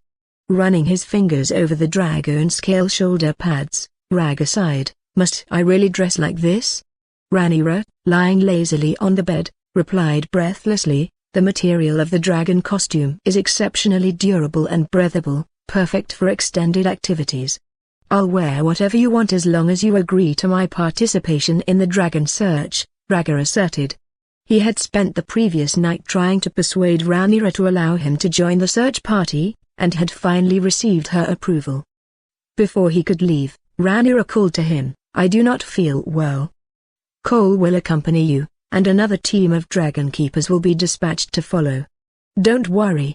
No matter how petty Alicent may be, she wouldn't dare lay a hand on me, Rhaegar reassured her, patting his chest confidently as he set off with a sense of excitement. After leaving the castle, Rhaegar made his way to the active volcano, his goal not being a young dragon, thus avoiding the need to go to the eastern coast. Your Grace, shouldn't we go to the east coast first? Cole interjected, noting the change in their direction and furrowing his brow in concern. Rhaegar responded with a rhetorical question, the information about the east coast came from Alicent. Do you think it's all true? Cole hesitated, at a loss for words. He had heard about the tense relationship between the Queen and the Prince during their journey and understood the animosity between the 2 parties. So, are you willing to accompany me? Rhaegar pressed, his gaze shifting to the white robes draped over Cole's body. Somewhat taken aback, Rhaegar remarked, the white robes signify the honor of the King's Guard, correct? Yes, Your Grace, Cole affirmed, his hand caressing the fabric with a hint of pride in his eyes. I came from humble beginnings, serving a certain lord as a teenager before earning battle honors in a conflict with the Dornish. It was through these trials that I earned the honor I hold today. You value your current position highly, don't you? Rhaegar asked with a faint smile. Cole nodded solemnly. Indeed, Your Grace. These white robes bestow upon me unparalleled honor and dignity. Rhaegar couldn't help but feel a strange sensation at Cole's white robes. The pristine hue evoked a sense of purity. Remembering a dream he once had, Rhaegar wondered aloud, if it were soiled, would it not lose its purity? Looking at the steadfast Cole, uncertainty flickered in Rhaegar's eyes. Cole, cherish it and keep it pure, Rhaegar instructed evenly. I will, Your Grace, Cole replied, though perplexed by the prince's emphasis on preserving the white robes. Still, he smiled and offered his assurance, his eyes bright with anticipation for the future. Chapter 59, Grey Ghost. After a brief pause, the group moved on with hushed urgency. Before the sun reached its zenith, they reached a canyon within the Dragonmont. A dragon keeper accompanying the group stepped forward to offer some insight. Active volcanoes pose the threat of magma eruptions. To avoid such catastrophes, adult dragons on the island often seek refuge deep underground in the surrounding area. Pointing to the ravine ahead, he continued, this ravine was once inhabited by Vermithor and Silverwing, though they eventually abandoned it for reasons unknown. Rhaegar considered, shall we venture inside and take a look? Let the dragon keepers do it. Your presence isn't necessary, Cole interjected, directing a few guards to investigate before jogging toward the canyon himself. Rhaegar saw no reason to disagree. It was an abandoned cave and the chances of encountering a dragon were slim. It simply wasn't worth the risk. After a period of waiting, the sent dragon keepers did not return, but two guards approached from the rear. Bowing respectfully to the group, one of the guards spoke hastily, Lord Robert has located two young dragons. One is currently being held captive, and the other was discovered within Dragonmont. Dragonmont is on the western side of the active volcano, a vast expanse of dangerous peaks where Silverwing recently laid her eggs, the accompanying dragon keeper explained. Then what are we waiting for? Let's go! Rhaegar exclaimed, his excitement palpable at the news of Silverwing's presence in Dragonmont. But Cole leaned in close and warned in a whisper, Your Grace, Dragonmont is teeming with adult dragons. It's too risky. We will only scout Dragonmont. Lord Robert will send his men as well. It should be no problem, Rhaegar countered, determined to seize the opportunity to encounter adult dragons. Designating one guard to stay behind and await the return of the missing dragon keepers, Rhaegar instructed another to lead the way. The journey to Dragonmont was swift, the landscape barren and desolate, littered with blackened rocks. The air was oppressively hot, reminiscent of the sweltering heat of summer. As they ventured deeper into the cave of Dragonmont, Cole voiced his concern, when will Lord Robert arrive? Our current manpower may not be enough to subdue a young dragon if it resists fiercely. I'm not sure, sir, the guard replied, somewhat taken aback by the question, before resuming his lead. As they progressed, the cave grew hotter and a foul smell permeated the air. Observing his surroundings, Rhaegar singled out the guard and asked, who instructed you to spread this information? Did you personally see Lord Robert? The guard paled, unease evident in his reply, Lord Robert is on his way, Your Grace. Please, do not worry. Sensing the guard's vulnerability, Rhaegar snapped, Cole, restrain him. Without hesitation, Cole drew his long sword and pressed it against the guard's neck, while the other dragon keepers quickly pinned him down. Please, Your Grace, I speak the truth. The young dragon really does reside in Dragonmont, and Lord Robert will undoubtedly arrive soon, the guard pleaded desperately. Gag him, Rhaegar ordered curtly, his patience wearing thin with the guard's feeble attempts at persuasion. It was obvious that his words had little credibility. Furrowing his brow, Rhaegar crouched down and played idly with two small stones. This represents the east coast, and this, the active volcano, Dragonmont. In the heart of Dragonmont, Rhaegar carefully considered the one piece of information he possessed, wary of its implications. Alicent's revelation about the east coast and the claim of a dragon hatchling in Dragonmont left Rhaegar feeling disoriented. What could be the guard's intention in luring me to Dragonmont if the information about the east coast is partially false? Rhaegar murmured, his thoughts swirling. It is certainly not with good intentions that they intend to take me to a young dragon, he concluded, his mind racing. Remembering the information about Silverwing nesting in Dragonmont, Rhaegar's thoughts raced forward. It is possible that their intention was for the recently nesting Silverwing to encounter me in Dragonmont and go into a rage, he speculated. With that possibility in mind, Rhaegar took a deep breath, his desire to tame an adult dragon overriding any fear of deception. Silverwing is in Dragonmont. I must try to tame her, he decided, knowing the risks. Just a glimpse, and if it fails, we retreat, he decided, clinging to hope. Approaching the guards, Rhaegar addressed them condescendingly. Did the message say the young dragon was in Dragonmont? Yes, Your Grace. That's what Lord Robert's message said. I swear. The guard defended in a panic. Who gave you this information? Rhaegar inquired further. It was one of Lord Robert's dragon keepers, the guard replied. It seems someone has influenced this dragon keeper, Cole interjected, his intuition sharp. Rhaegar nodded in agreement. I understand. This is a trap. We should return, confront Lord Robert and expose the traitor, Cole suggested seriously. No, we've already ventured into Dragonmont. There's no reason to retreat now, Rhaegar countered, his resolve unwavering as he prepared to press on. But before he could continue, Cole stepped in front of him, his expression solemn. Your Grace, Dragonmont is extremely dangerous. I cannot allow you to put yourself at risk. Before Rhaegar could answer, a painful roar echoed from deep within the cave. Protect the prince and fall back. Cole quickly ordered, positioning himself in front of Rhaegar with his sword drawn.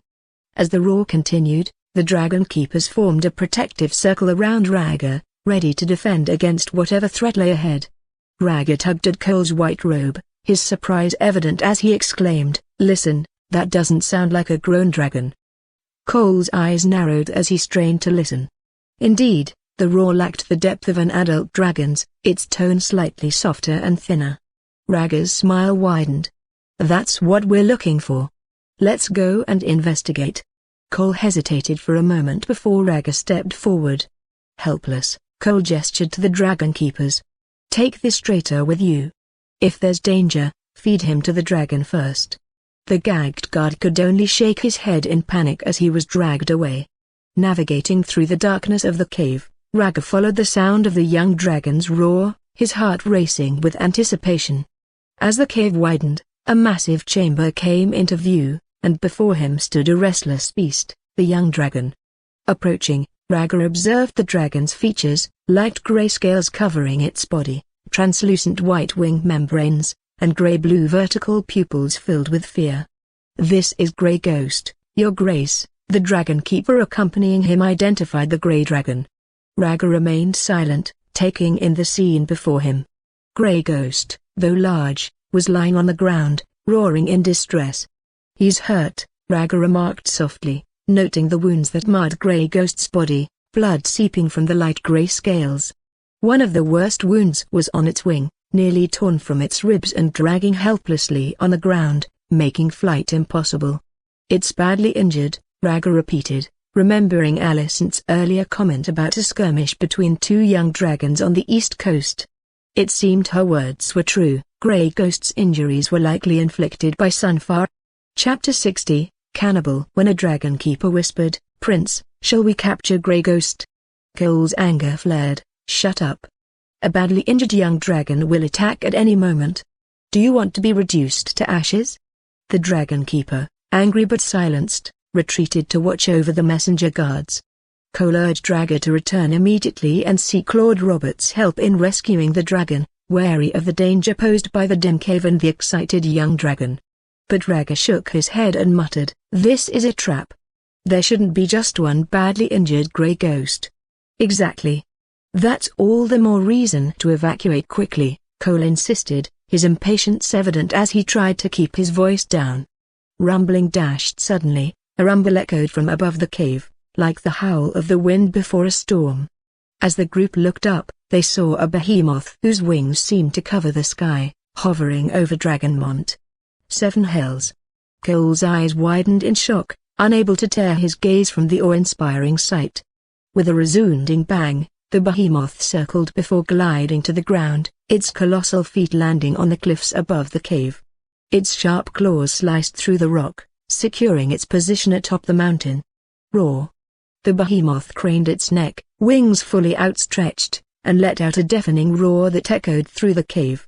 Through the layers of obstruction, Rhaegar caught a glimpse of the behemoth's entirety. Black as charcoal scales, massive enough to rival a small mountain, and a pair of green pupils that seemed to pierce his very soul. Every detail left Rhaegar stunned, his young mind overwhelmed by the sheer size of the creature before him. This giant dragon surpassed anything he had ever encountered before, dwarfing even Caraxes, whom he had seen only a few times, and Dreamfire, who was nearly a century old. Quickly! Quick, get the prince to retreat! Cole sprang back into action, shoving a few dragon keepers aside and shielding Rhaegar behind him. Cannibal! Cannibal! A dragon keeper leaned forward, his voice shaking as he murmured the name of the giant black dragon. Wake up and hurry! Cole slapped him hard, urgency etched into every movement. The dragon keeper, his whole body shaking with fear, managed to stammer out, "This is the cannibal, the largest wild dragon on the island." Cole didn't fully understand the meaning of the name cannibal, but he knew one thing for sure: if they didn't flee now, they would become dragon fodder later. Roar! The cannibal let out a low, ominous roar, his sinuous neck bending downward as he sniffed the air, searching for something. "Prince, I'll get you out of here," Cole declared, sword in hand as he reached for Rhaegar's. But Rhaegar shook off his grasp, standing transfixed, his gaze fixed on the massive black dragon above. Confusion flickered in Cole's eyes as he watched Rhaegar tremble, his pupils dilating, his breathing ragged. "Prince, what's wrong?" Cole waved his hand in front of Rhaegar's eyes, but received no response. With a voice filled with excitement and wonder, Rhaegar murmured, "Cannibal. What a magnificent dragon. I have seen it before." At that moment, Rhaegar seemed to be transported to another world, his focus entirely on the awe-inspiring dragon before him. Unbeknownst to Cole, the cannibal had appeared in Rhaegar's dreams 3 times before, the last time on the night before their arrival on the island, revealing some of its physical features. What Rhaegar had thought were only dreams were now materializing before him in reality, causing a wave of indescribable excitement within him. Cole shook his body, trying to shake him out of his disoriented state. Meanwhile, the cannibal stopped sniffing, and the dragon's head stretched out, plunging into the depths of the cave below. It had chosen its prey for the journey. A delicious meal. The cannibal's wings flapped furiously, and the dragon's maw, large enough to swallow several warhorses, parted, releasing a searing blast of air. Boom! In the next instant, ethereal green dragon flames, reflecting the color of the dragon's pupils, erupted and cascaded into the cavern like a deluge. Crackling. Waves of heat surged forth, scorching the air and causing explosions as the surrounding stone walls liquefied like wax under the dragon's fiery onslaught, molten streams dripping down like sticky tendrils. Run! Run! As scorching magma splattered to the ground and burst into fiery red blooms, a dragon keeper cried out in shock, fear causing her to turn and flee. Swiss. Cole's movements were swift, his long sword cleanly severing its head. He shouted angrily, "Those who abandon battle will die." The remaining dragon keepers were shaken and frightened, urging, "Sir Cole, the cannibal is the most dangerous of the wild dragons, to him we are mere food. Let us flee." "I understand the urgency to flee, but first ensure the prince's safety," Cole rebuked, then turned to Rhaegar and whispered, "Forgive me, prince, but I must ensure your safety." With that, he moved to lift Rhaegar onto his shoulders. Rhaegar quickly dodged Cole's outstretched arm, his expression more determined than ever. "You must go. The 7 gods have led me here to arrange a meeting with it. This is no time to cling to faith. The cannibal is clearly here to prey on young dragons. We cannot save it." Cole believed that Rhaegar's intentions were noble, that he was trying to help the badly injured Grey Ghost. "No. It is not Grey Ghost that I want." Rhaegar shook his head, a smile on his lips as he quickly maneuvered past Cole's blocking stance. Under Cole's incredulous gaze, Rhaegar dashed into the open expanse of the cave, braving the lava that dripped like rain. Lifting his head high, Rhaegar clasped his hands over his mouth and shouted with all his might in High Valyrian, "Cannibal, look at me." His voice, tender yet commanding, echoed through the cave and reached the ears of the black dragon. The cannibal paused its fiery charge, its head swiveling from side to side, assessing whether the cave could accommodate its massive form. Satisfied that there were no obstacles, the cannibal folded its wings, retracted its sharp claws from the jagged rocks, and began a slow descent into the cavern's depths. Meanwhile, the grey ghost trembled on the ground, casting fearful glances at the approaching predator and emitting a menacing growl at the top of its lungs. Unbeknownst to the grey ghost, Rhaegar approached with measured steps. Pressing his hands against the grey ghost's tail, Rhaegar shouted in High Valyrian, "Get up and move." Only after repeating his command several times did the grey ghost shake off its fear and struggle to crawl away, its vertical pupils staring at him in disbelief. Hide deeper in the cave. Rhaegar continued in High Valyrian. Roar. The grey ghost whined nervously, its head scanning the area for a suitable hiding place. Rhaegar scanned as well and spotted a climbable slope. Waving to the grey ghost, he quickly made his way up the slope, navigating past the lava that was strewn about. Meanwhile, the cannibal had already penetrated deep into the cave, his razor-sharp claws gripping the rock as he descended step by step. As if taunting his prey, Cole remained in the cave, stunned to witness Rhaegar's bold move and his communication with the young dragon. He took a tentative step forward. Splat! A massive chunk of lava fell from above, crashing down in front of him. As the crimson lava seared his vision, the heat singed Cole's forehead, sending a searing sensation through him. Instinctively, his survival reflexes kicked in. Cole's legs buckled, throwing him backward, narrowly missing the eruption of lava as it hit the ground. Collapsing to the ground, he was quickly helped up by the dragon keepers behind him. "Sir, we must leave at once." "Yes, the prince is risking his life. Our priority is to retreat and seek reinforcements." Several dragon keepers exchanged urgent words, determined to flee. Cole swung his sword fiercely, his eyes glowing with determination as he roared, "If you fear death, you cannot leave. If anything happens to the prince, none of us will survive."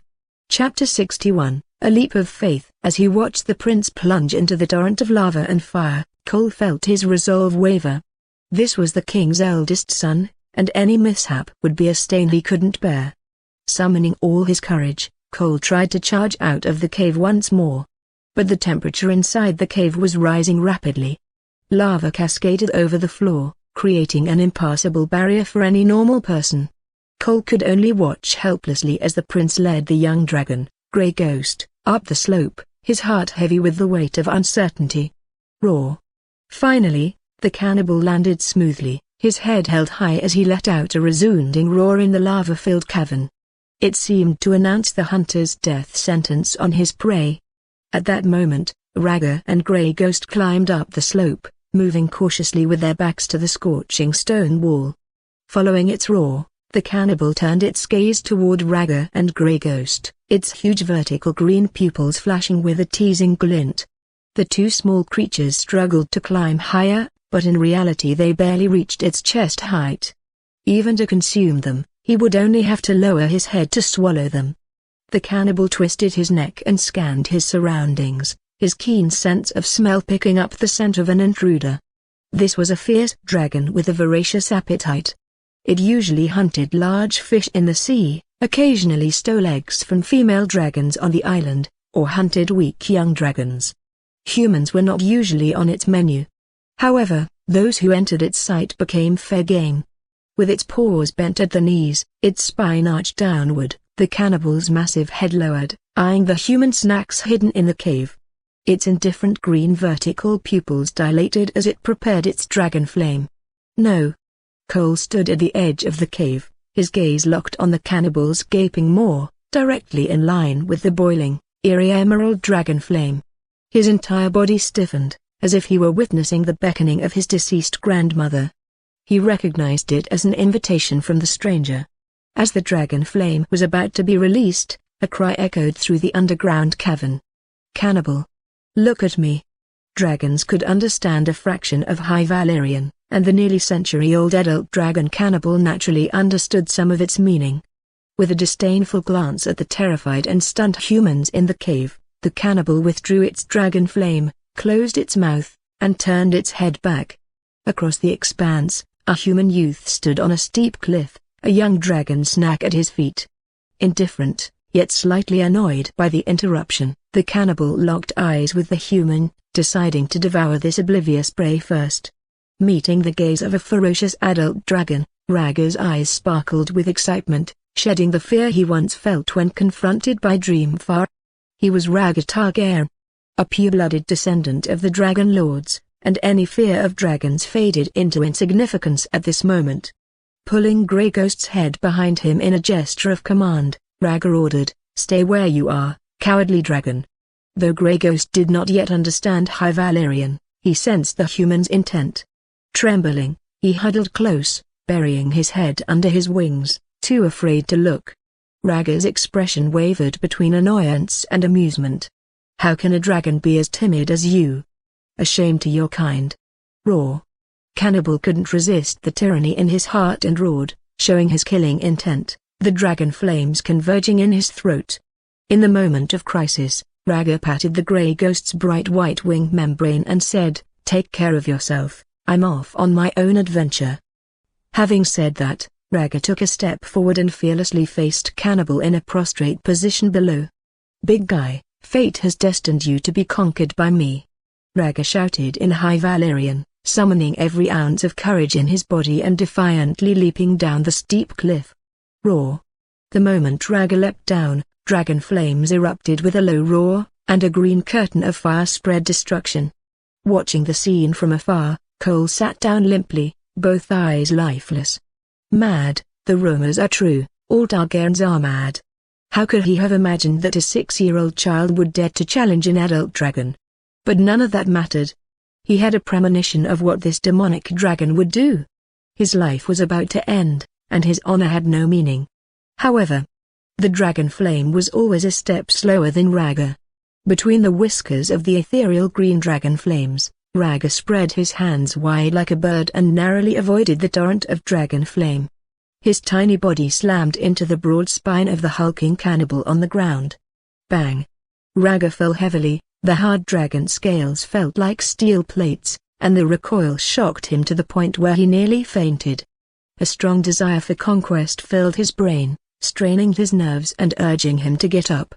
Rhaegar staggered to his feet, his head spinning as he let his broken voice out and shouted, proving his determination to put his life on the line. "Cannibal, fly." Following the guidelines of the Dragon Taming Handbook, Rhaegar gave the cannibal his first command in High Valyrian. Roar. But the truth was very cruel. The cannibal ignored his command and roared angrily, twisting his body wildly. As it was about to strike down the human who was trying to tame it, a mouthful of dragon flame combusted into flying ashes. It was the oldest and largest wild dragon Dragonstone, and even the continent of Westeros had ever seen. Many men had tried to tame it in the early years, and not one of them was not turned into charcoal. The little thing on his back was no exception. His feet shook so violently that Rhaegar couldn't even stand, and he fell with a thud. In the moment of need, Rhaegar grabbed the cannibal's back scale and used his whole body to stabilize his body from being thrown out. Ha ha ha. Crisis descended on his head, but Rhaegar had no trace of fear in his heart. Instead, he could not help but laugh out loud. He was skating on thin ice at that moment. But it seemed that the danger that was about to overthrow him could not crush his will. It only stimulated the madness hidden deep in his blood. "Cannibal, I command you to fly, carry me to the sky." Laughing maniacally in High Valyrian, Rhaegar steadied himself on his hands and knees and gave the command to fly once more. Roar. This time the cannibal did not refuse his command. His vertical pupils filled with rage, his limbs supported his body, and the sharp claws on his wings gripped the stone wall as he quickly climbed out of the narrow cave. "You want to fly? Then let us fly." On the steep slope, the grey ghost that had been attacked by the dragon flame was bleeding and prostrating on the ground, its head lying helplessly on its side on the ground, and the dragon's mouth flowing with blood. Its grey-blue vertical pupils reflected the thin figure of Rhaegar. As the cannibal climbed out of the cave, this clear reflection gradually blurred until it disappeared. This caused it to let out a mournful cry and look reluctantly at the massive cannibal. The cannibal's body was as huge as a mountain, but his movements were still incredibly smooth. In a few moments, it climbed out of the underground cave and reappeared under the vast and boundless sky. Cannibal, fly. The blinding light forced Rhaegar to open his eyes, and he repeated the command as he gripped his back scales with both hands. He showed the cannibal his own will. This dragon would not recognize a coward with a weak heart. He had already experienced failure once and would never repeat it. Under the blue sky and white clouds, the cannibal's dark, scaled body resembled a mountain of coal, his wings flapping to stretch his majestic frame. Distracting sounds came to his ears as the cannibal's neck snapped back and his hideous dragon head closed in on the small creature on his back. A bloody mouth opened like an abyss, and the dragon let out a murderous roar. Chapter 62, Sky and Sea. The dragon did not breathe fire, nor did it intend to tear Rhaegar apart. Instead, with a sweep of its powerful wings, the colossal figure of the cannibal left the mountaintop and soared into the sky. As a sensation of weightlessness enveloped him, Rhaegar's eyes fluttered open, revealing only a narrow slit, and he saw a view with nothing above but the drifting clouds. Flight. His eyes widened in astonishment. Rhaegar murmured softly, momentarily speechless at the miracle unfolding before him. In an instant, elation overcame Rhaegar and he laughed exuberantly. I am flying, I have successfully mounted a dragon's back. Adjusting his posture to find a more secure position on the dragon's back, Rhaegar leaned forward to look down at the earth. The cannibal rose quickly, gliding above the clouds with effortless grace. The island of Dragonstone, an area of land that would take a day to traverse on foot, now appeared unremarkable in Rhaegar's eyes. Rhaegar understood that it was not the island that had shrunk in size, but rather, from the vantage point of a dragon's back, all things seemed smaller. Just as he began to relax, the cannibal sent a burst of fire into the sky and propelled himself into the flames. Rhaegar's pupils constricted slightly and he quickly twisted his body to avoid the dragon flames. Each dragon had different characteristics, and the hue of their flames followed the same logic. The cannibal's dragon fire manifested as a ghostly green reminiscent of death, its form resembling smoke that alternated between gaseous and liquid states, with formidable adhesive properties. Once tainted by his dragon fire, extinguishing the flames proved as difficult as plucking a maggot from a bone. While Rhaegar could temporarily withstand the searing heat of dragon fire, prolonged exposure was dangerous. With a resounding roar, the cannibal plunged into the engulfing green flames, flapping his wings with great force. Pinned against its spine, Rhaegar felt the heat of the dragon fire burn the back of his clothing, leaving reddened, swollen burns. Once again exposed to dragon fire, his injuries were less severe this time. Perhaps because of his purer bloodline, his resistance to the dragon fire had increased. Rhaegar, a defiant expression etched on his face, plucked at a smoldering strand of hair and shouted, "Dracarys!" He felt the cannibal's stubborn determination. The black dragon refused to acknowledge him. "Very well, then. Let me face your flames and challenge your stubbornness. Let us see if this enraged dragon yields first, or if I am consumed by the flames." Hearing the High Valyrian's command, the cannibal grew increasingly agitated, twirling in the air and unleashing jets of dragon fire in an attempt to dislodge him. Rhaegar gritted his teeth, convinced that victory would go to the one who held out to the end. Inside the cave, the imposing silhouette of the cannibal had vanished. The king's eldest son had also vanished without a trace. After a brief pause, Cole regained his composure and quickly made his way out. The prince was missing, and he had to inform the princess and the king. Regardless of the outcome, he bore the responsibility. Emerging from Dragonmont in disarray, Cole encountered the Dragon Keeper, who had returned from his exploration of the canyon. Though the Dragon Keeper tried to stop him, Cole slipped past him and made a beeline for the castle. At some point, the once clear sky changed color and was covered by darkening clouds. Thin-sized raindrops fell to the ground, the cold wind mirroring the coldness in his heart. Returning to the castle proved to be a challenge, arriving just in time for the royal family's reunion in the hall. Observing Cole's disheveled state, Viserys was the first to address him, inquiring, "Sir, why do you seem so agitated?" Cole bowed his head, his mind in turmoil as he replied, "The prince was carried off by a dragon." "A dragon?" Viserys' reply was tinged with disbelief. Rhaenyra sprang to her feet, her gaze piercing as she asked Cole, "And you made no attempt to pursue the young dragon?"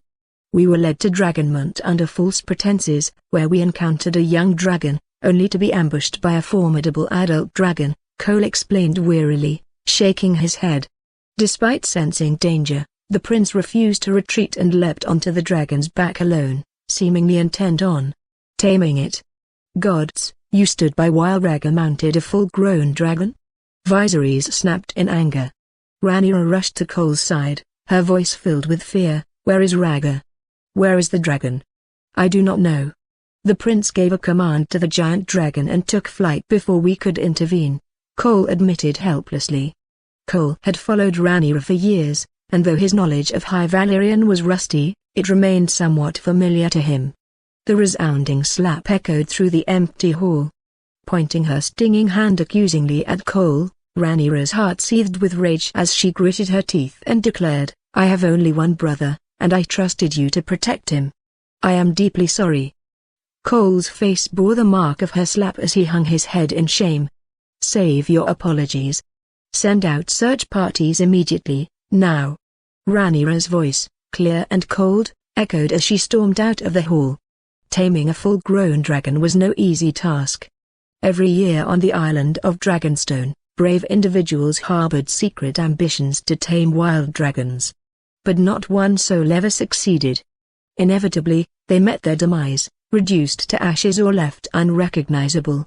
At first, Rhaenyra thought that the lesson of the Dreamfire incident would dissuade Rhaegar from attempting to tame a full-grown dragon. But to her dismay, Rhaegar still had the ambition to tame a full-grown dragon.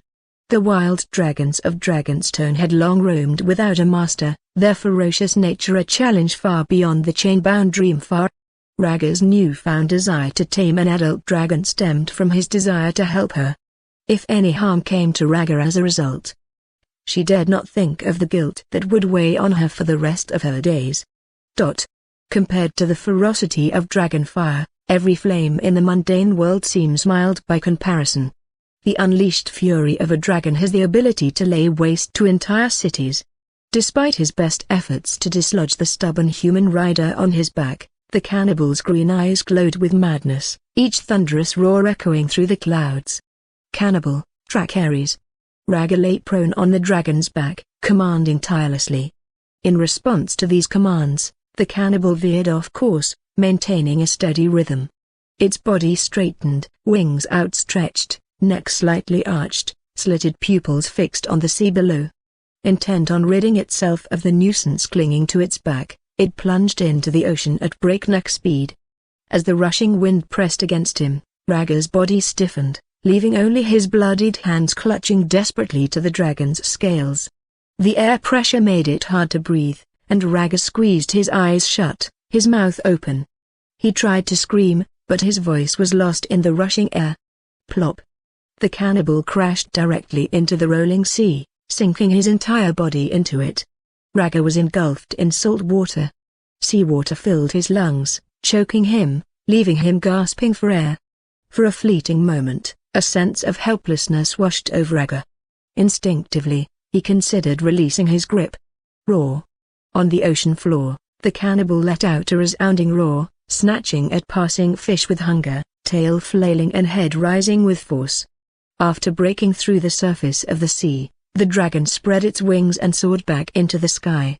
Although dragons could dive into the sea for short periods, they could not stay there for long.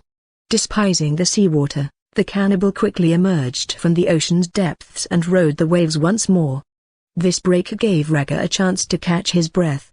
As the cannibal broke free of the sea's grip, Rhaegar beat his chest and expelled seawater with a violent cough.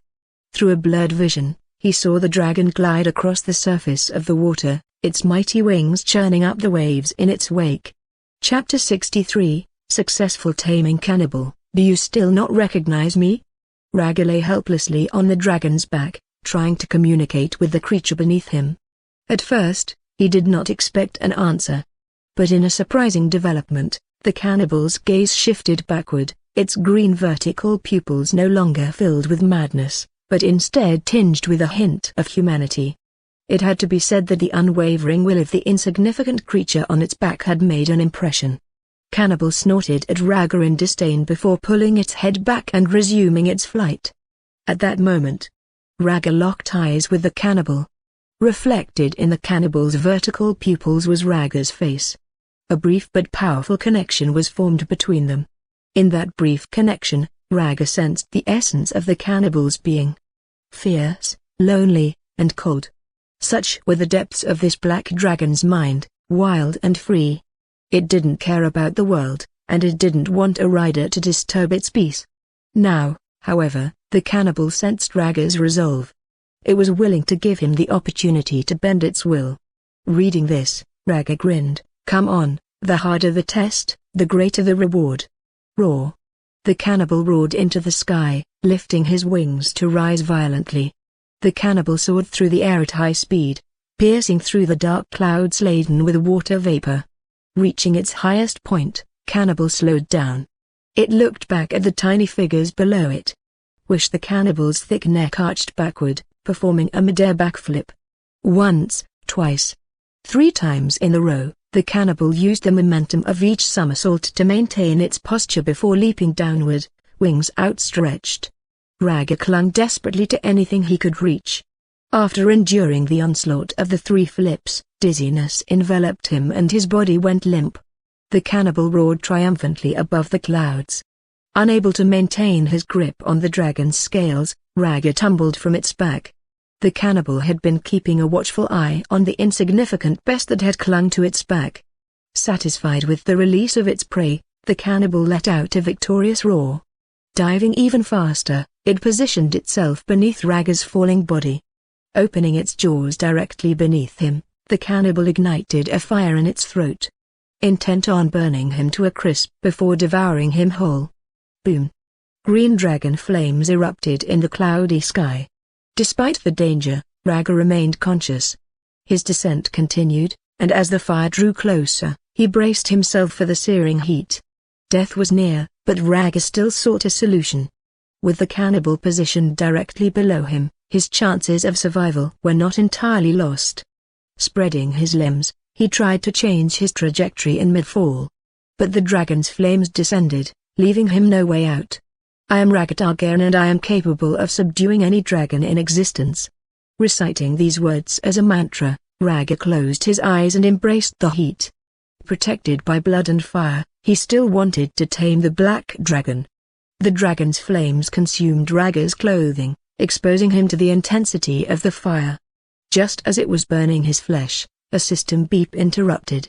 Congratulations, the last flame has been activated.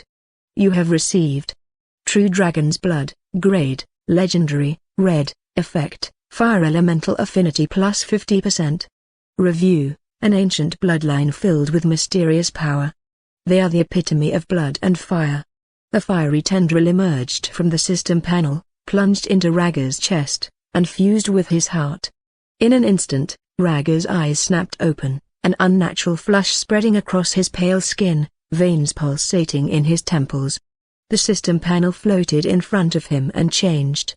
Rhaegar Targaryen, Talent, Dreamer, Gold, Longevity, Green, Bloodline, Old Valyrian Dragonlord, plus 20%, Skill, Old Valyrian Language Proficiency Relic, Blood and Fire, plus 50% Resistance to Flame, True Dragon's Blood, plus 50% Fire Affinity. Evaluation, the ancient bloodline continues to grow, its purity unmatched. He stepped forward, his eyes fixed on the bloodline section as the percentages continued to rise. 20%, 23%, 27%. In a single breath, the bloodline jumped to 33%, the plus icon disappearing. Unknown to him, a shroud of flame enveloped his body, merging with the dragon's flames.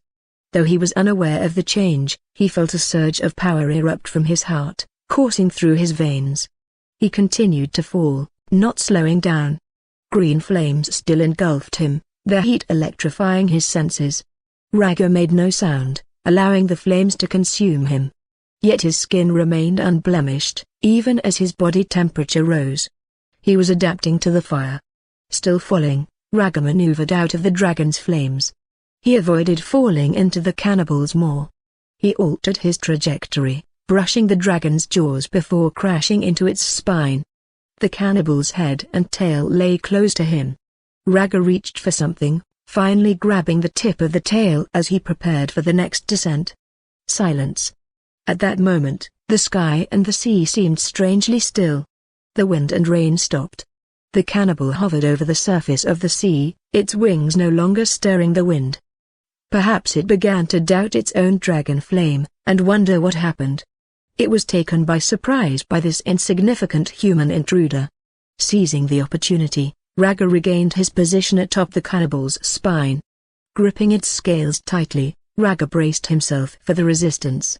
But to his surprise, the cannibal remained motionless. Rhaegar lifted his head to meet the dragon at eye level. Cannibal turned his head to look at Rhaegar with a calm gaze. At that moment, man and dragon locked eyes, their silhouettes mirrored in each other's gaze. The dragon's mouth was close to Rhaegar, its breath scorching hot against his skin. Rhaegar hesitated, then cautiously held out his palm. The cannibal's green pupils narrowed suspiciously and he let out a growl that nearly knocked Rhaegar off balance. Turning his face to shield himself from the sulphurous stench, Rhaegar's palm remained in the air. After a brief moment of anticipation, a rough texture grazed his palm, causing Rhaegar to slowly turn his head back, his brows relaxing.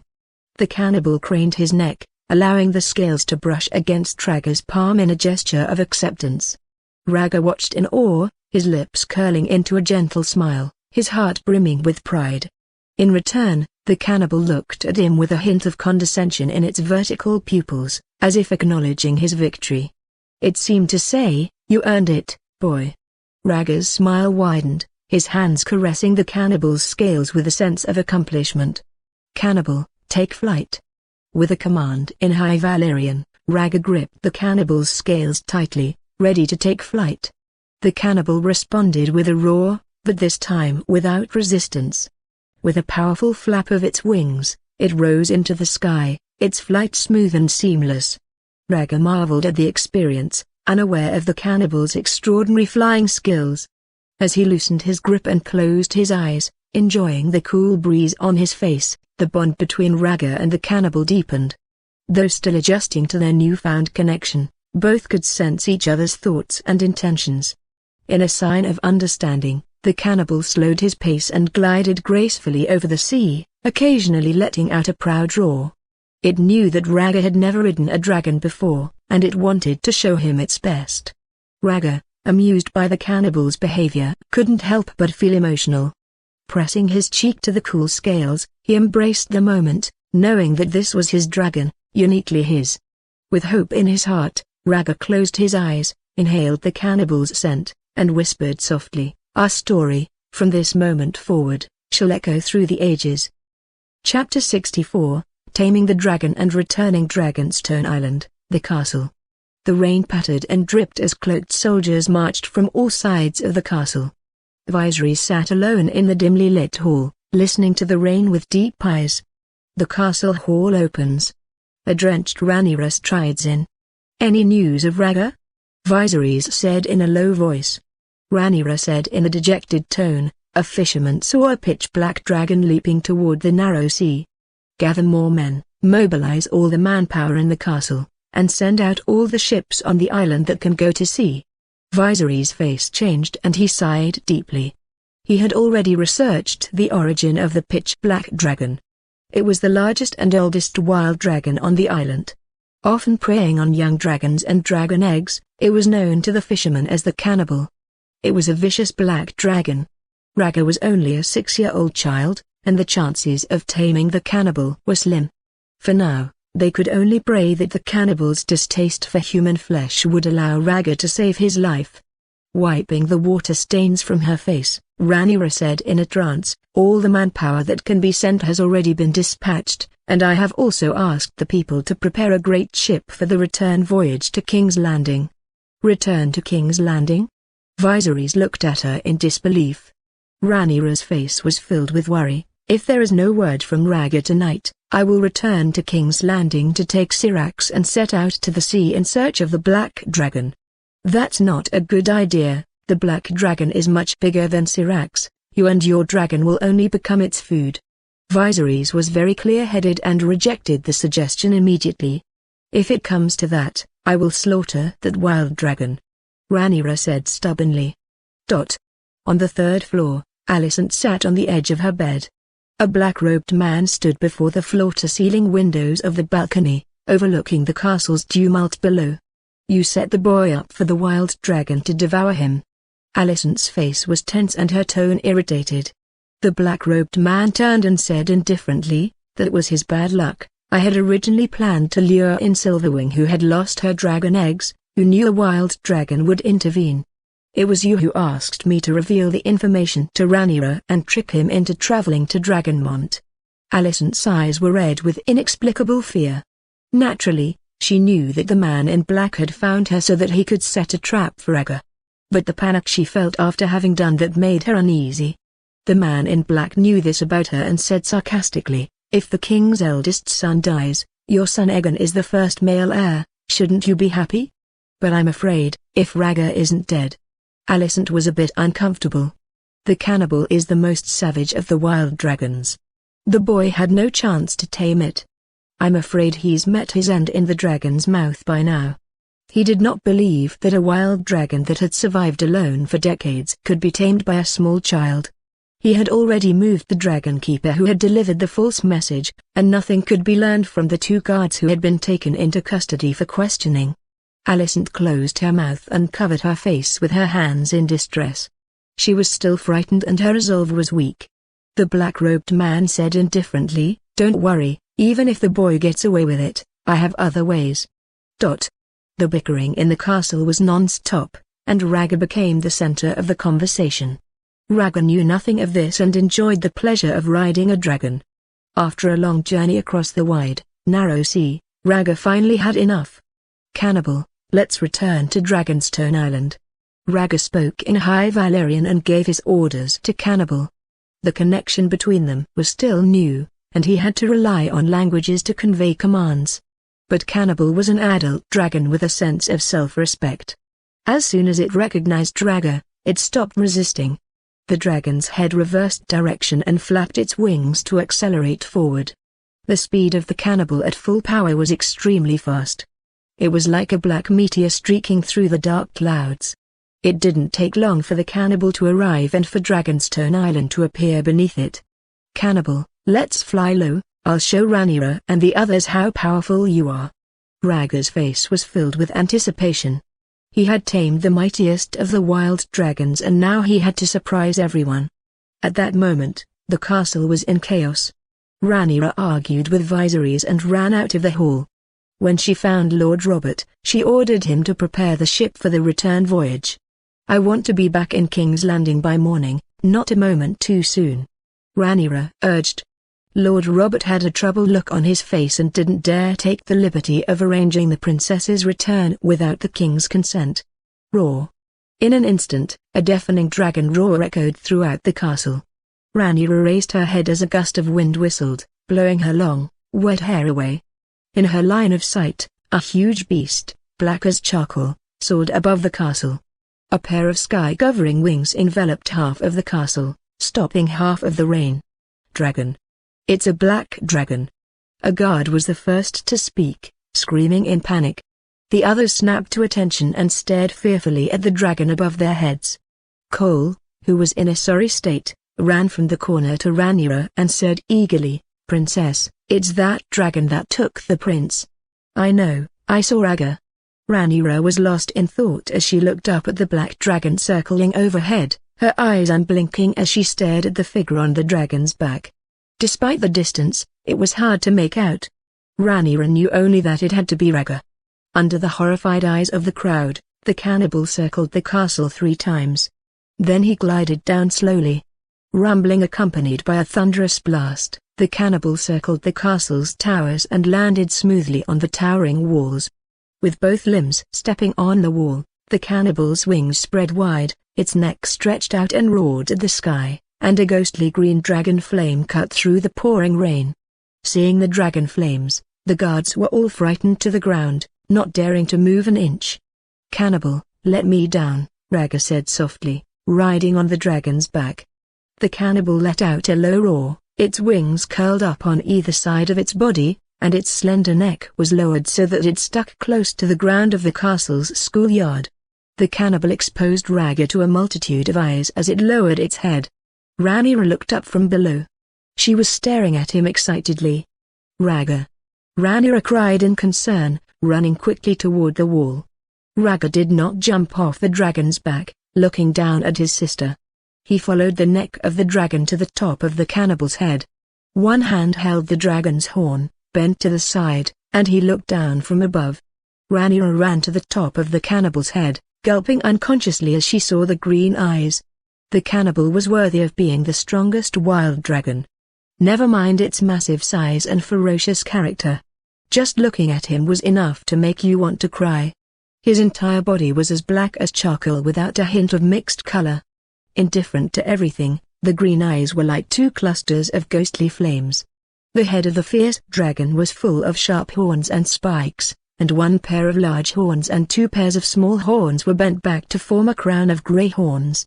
If you stood in front of Cannibal and stared into his eyes, you would think that you had just seen an evil god, incomparably evil and terrifying. Rhaenyra felt the searing breath of the cannibal.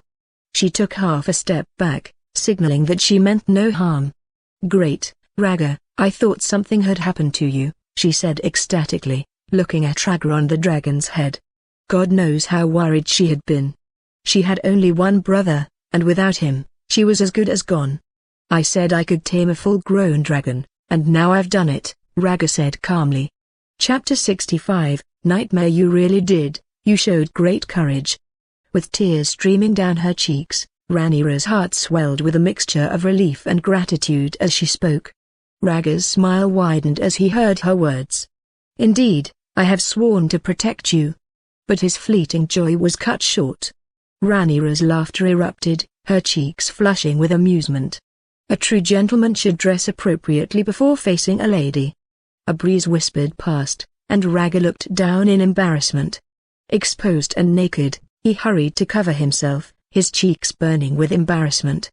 "Let's not dwell on the details. Get down, there's much to discuss." Rhaenyra wiped away her tears and stifled a laugh. Rhaegar humbled himself and obediently dismounted from the dragon's back. Approaching him, Rhaenyra wrapped her cloak around him, shielding him from the cold.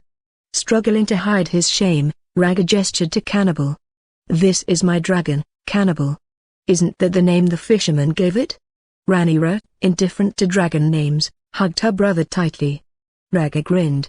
"Cannibal likes the name, and so do I. It suits his dark nature, devouring all light." "You're getting smarter, Rhaegar." Rhaenyra's eyes shimmered with a myriad of emotions as she planted a kiss on his cheek. "Come on, father nearly fainted when he heard you were captured by Cannibal." Reluctant to let him go, Rhaenyra held on tightly. With no clothes to cover himself, Rhaegar offered no resistance. Turning back to Cannibal, he shouted, "Stay close, I will seek you out tomorrow." Roar. Cannibal echoed the call, leaping down from the castle wall to perch on the surrounding cliffs. Only when Cannibal's eyes closed did the castle guards cautiously emerge and gather around the siblings. Rhaegar singled out one of the guards. "Prepare plenty of cattle for my dragon." "Yes, Your Grace." The guard's response was swift, filled with urgency.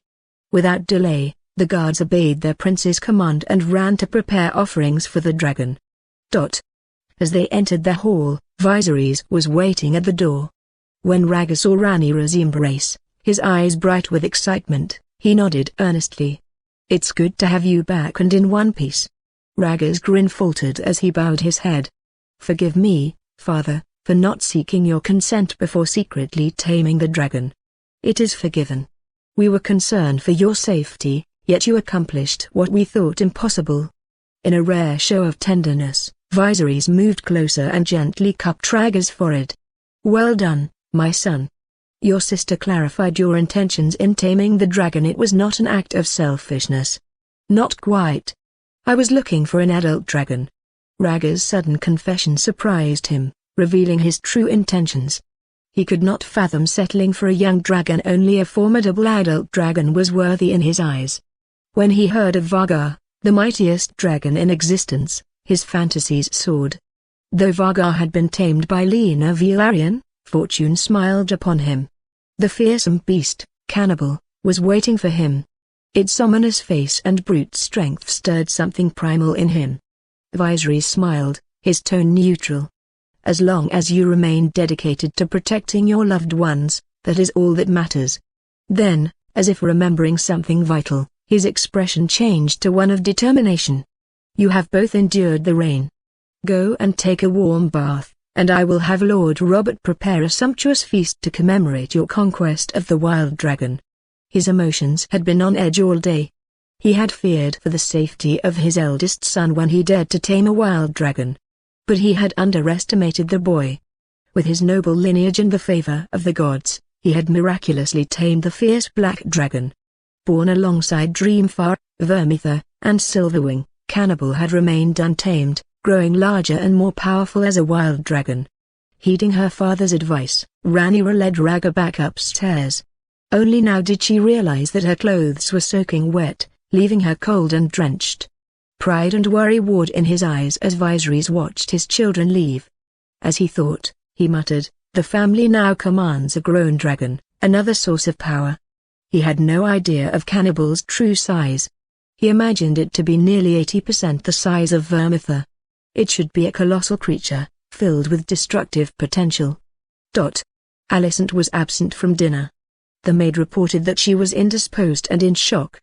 Viserys felt a pang of disappointment, but he hid it from his children, maintaining a facade of contentment. Rhaegar also felt a sense of disappointment. He had been eager to show off his dragon. After dinner, Rhaenyra grabbed him and dragged him by force into her chambers. Without a word, he was pushed onto the large, plush bed.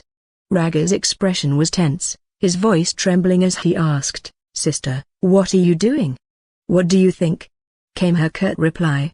As soon as he crossed the threshold, Rhaenyra's demeanor changed abruptly, fixing him with a puzzled, cross-eyed stare. "I did not mean to deceive you, but I wanted a full-grown dragon," Rhaegar murmured, his tone tinged with concern.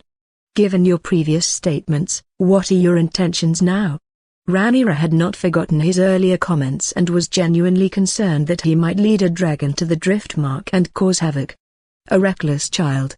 He dared to mount a wild dragon and then rode it recklessly as it spat fire into the sky. "Don't worry, I'll behave myself." "I understand that dragons aren't just tools," Rhaegar promised seriously. Rhaenyra pinched his cheeks, pulling them sharply as she spoke. "When have you ever kept your word? Your credibility with me is non-existent. So what's the verdict?" "I've tamed Cannibal. You can't stop me from riding him, can you?" Rhaegar lay sprawled on the bed, resigned. His mouth formed a retort, but his mind was already planning tomorrow's dragon ride, far away from here. He longed for a short escapade to explore the world beyond King's Landing, now that he had a dragon at his command. HMPH, no funny business, at least until you're safely back from the Driftmark. "You need permission for that," Rhaenyra said. "All right, I'll obey," Rhaegar feigned obedience like a mischievous child. Rhaenyra pinched his chin and nipped his cheek, a warning in her actions. "You better not forget. Her brother was a wild one, unparalleled in his boldness. Left unchecked, she feared he might challenge the gods themselves."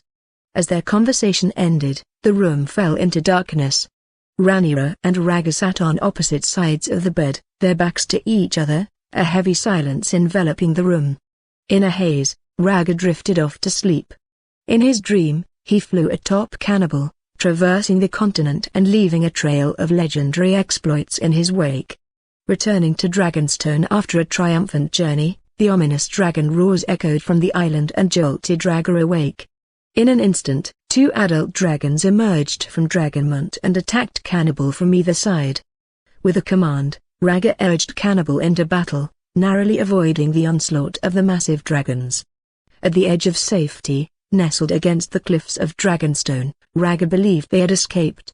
But from the shadows, an unseen behemoth lunged forward, unleashing a torrent of scarlet dragon flames that sent Rhaegar tumbling from Cannibal's back. The other two dragons rejoined the fray. Cornered and badly wounded, Rhaegar could only watch helplessly as Cannibal was torn apart by the attack of the three dragons, his once majestic form reduced to mere fragments. In the aftermath, only the lifeless head of Cannibal remained, its emerald eyes gazing back at him reluctantly. Chapter 66, Dance of the Dragons. As expected, Rhaegar was awakened from his sleep by a familiar nightmare. Unlike before, he did not wake with a scream, but opened his eyes with a blank stare. Dragons surrounded me, and the cannibal. His murmur faded, lost in the remnants of his dream. As a dreamer, the vivid images lingered, refusing to leave his mind. A soft moan broke the silence, reaching Rhaegar's ears from beside him. Turning his gaze to the source, Rhaegar found Rhaenyra, the only other occupant of the room, in the throes of discomfort. The distraught Rhaenyra was oblivious to his gaze, her moans revealing that she was in severe pain. "What is it, sister?" Rhaegar's concern spurred him to action as he approached her side to assess her condition. Bathed in the moonlight, Rhaegar saw Rhaenyra's face contorted with pain. Her once beautiful features were now pale, her eyebrows furrowed, and beads of cold sweat adorned her forehead. Rhaegar had read several volumes of herbology, so he could tell immediately that Rhaenyra was unwell. "Rhaenyra, do you have a fever?" he asked, gently pressing his palm to her forehead to check her temperature. "Handmaiden, quickly. My sister needs help." Rhaegar hurriedly summoned Rhaenyra's handmaiden, who promptly entered the room and lit a candle to examine Rhaenyra's condition. "The princess's fever is alarmingly high." "I will fetch the master," the handmaiden exclaimed, her concern evident as she hurried to seek medical assistance. The master arrived quickly and took Rhaenyra's temperature before hurrying off to prepare some remedies. In the midst of her discomfort, Rhaenyra stirred from her slumber, her eyes opening in pain. Rhaegar, watching her distress, tried to soothe her forehead with a damp cloth, but Rhaenyra turned her head away, unable to bear the sensation. With trembling lips, Rhaenyra struggled to communicate, her throat sore and inflamed. Leaning closer, Rhaegar strained to hear her words. "What is it?" he asked anxiously. "It hurts. My stomach." Rhaenyra managed to whisper, tears welling in her eyes as she clutched her stomach in pain. Perplexed by his sister's illness, Rhaegar was concerned. "Hang on, the master will be here soon," he reassured her, warming his hand and applying gentle pressure to her belly under the blankets, hoping to provide some relief. As Rhaegar reached for the basin of water, a shiver ran through him. The unexpected coldness startled him and Rhaenyra alike. "Your Grace, the master has arrived," the maid announced, returning promptly with the elderly healer, who entered the room dressed in his customary robes and carrying a medicine bag. After assessing Rhaenyra's symptoms, the master offered his diagnosis. "It seems to be a case of chills brought on by exposure to the rain. Drink some ginger tea and make sure you stay warm." With efficient haste, the handmaiden set about preparing the ginger tea while Rhaegar provided Rhaenyra with a basin of hot water to ease her aches and pains. Suddenly, a resounding boom echoed from outside the castle walls, interrupting their attentions. Rhaegar's grip on the basin slipped as a dark thought crossed his mind. Handing the basin to the maid, Rhaegar strode to the window and peered out at the commotion outside the castle. Though the rain had stopped, his attention was drawn to a fire at the edge of the castle where the city wall once stood. A section of the wall lay in ruins, engulfed in flames and billowing smoke, while a smaller dragon hovered above, roaring furiously.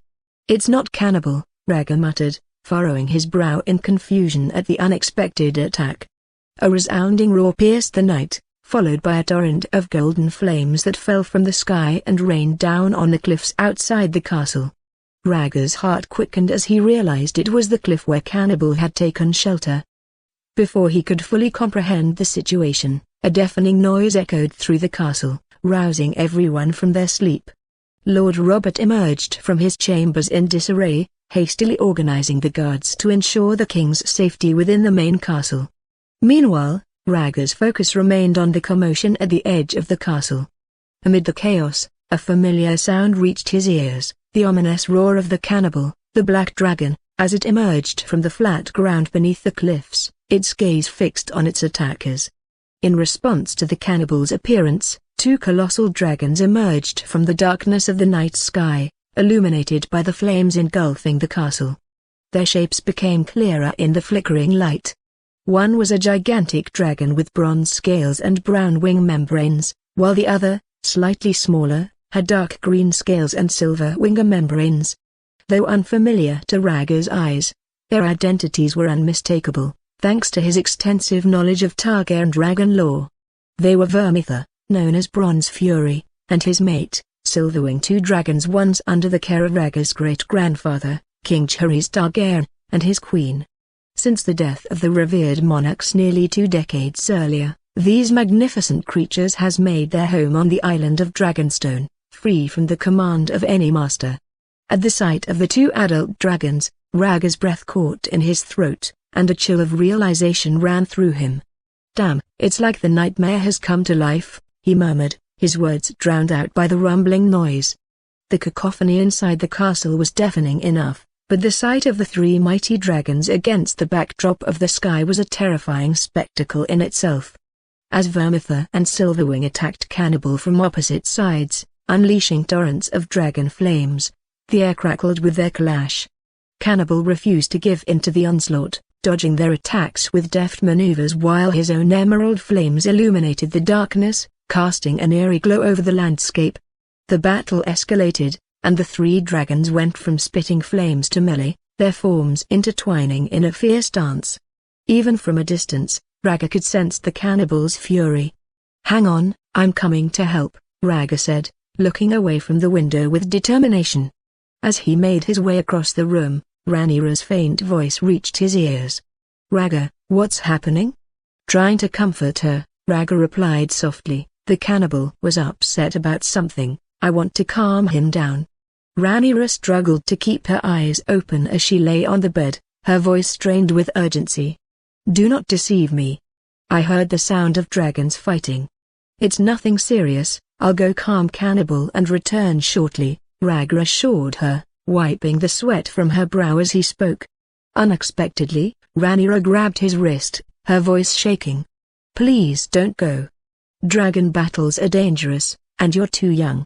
"I am no longer a child, I am a dragon rider now," Rhaegar countered firmly, pulling his hand from her grasp. "My bond with the dragon obliges me to fight by its side."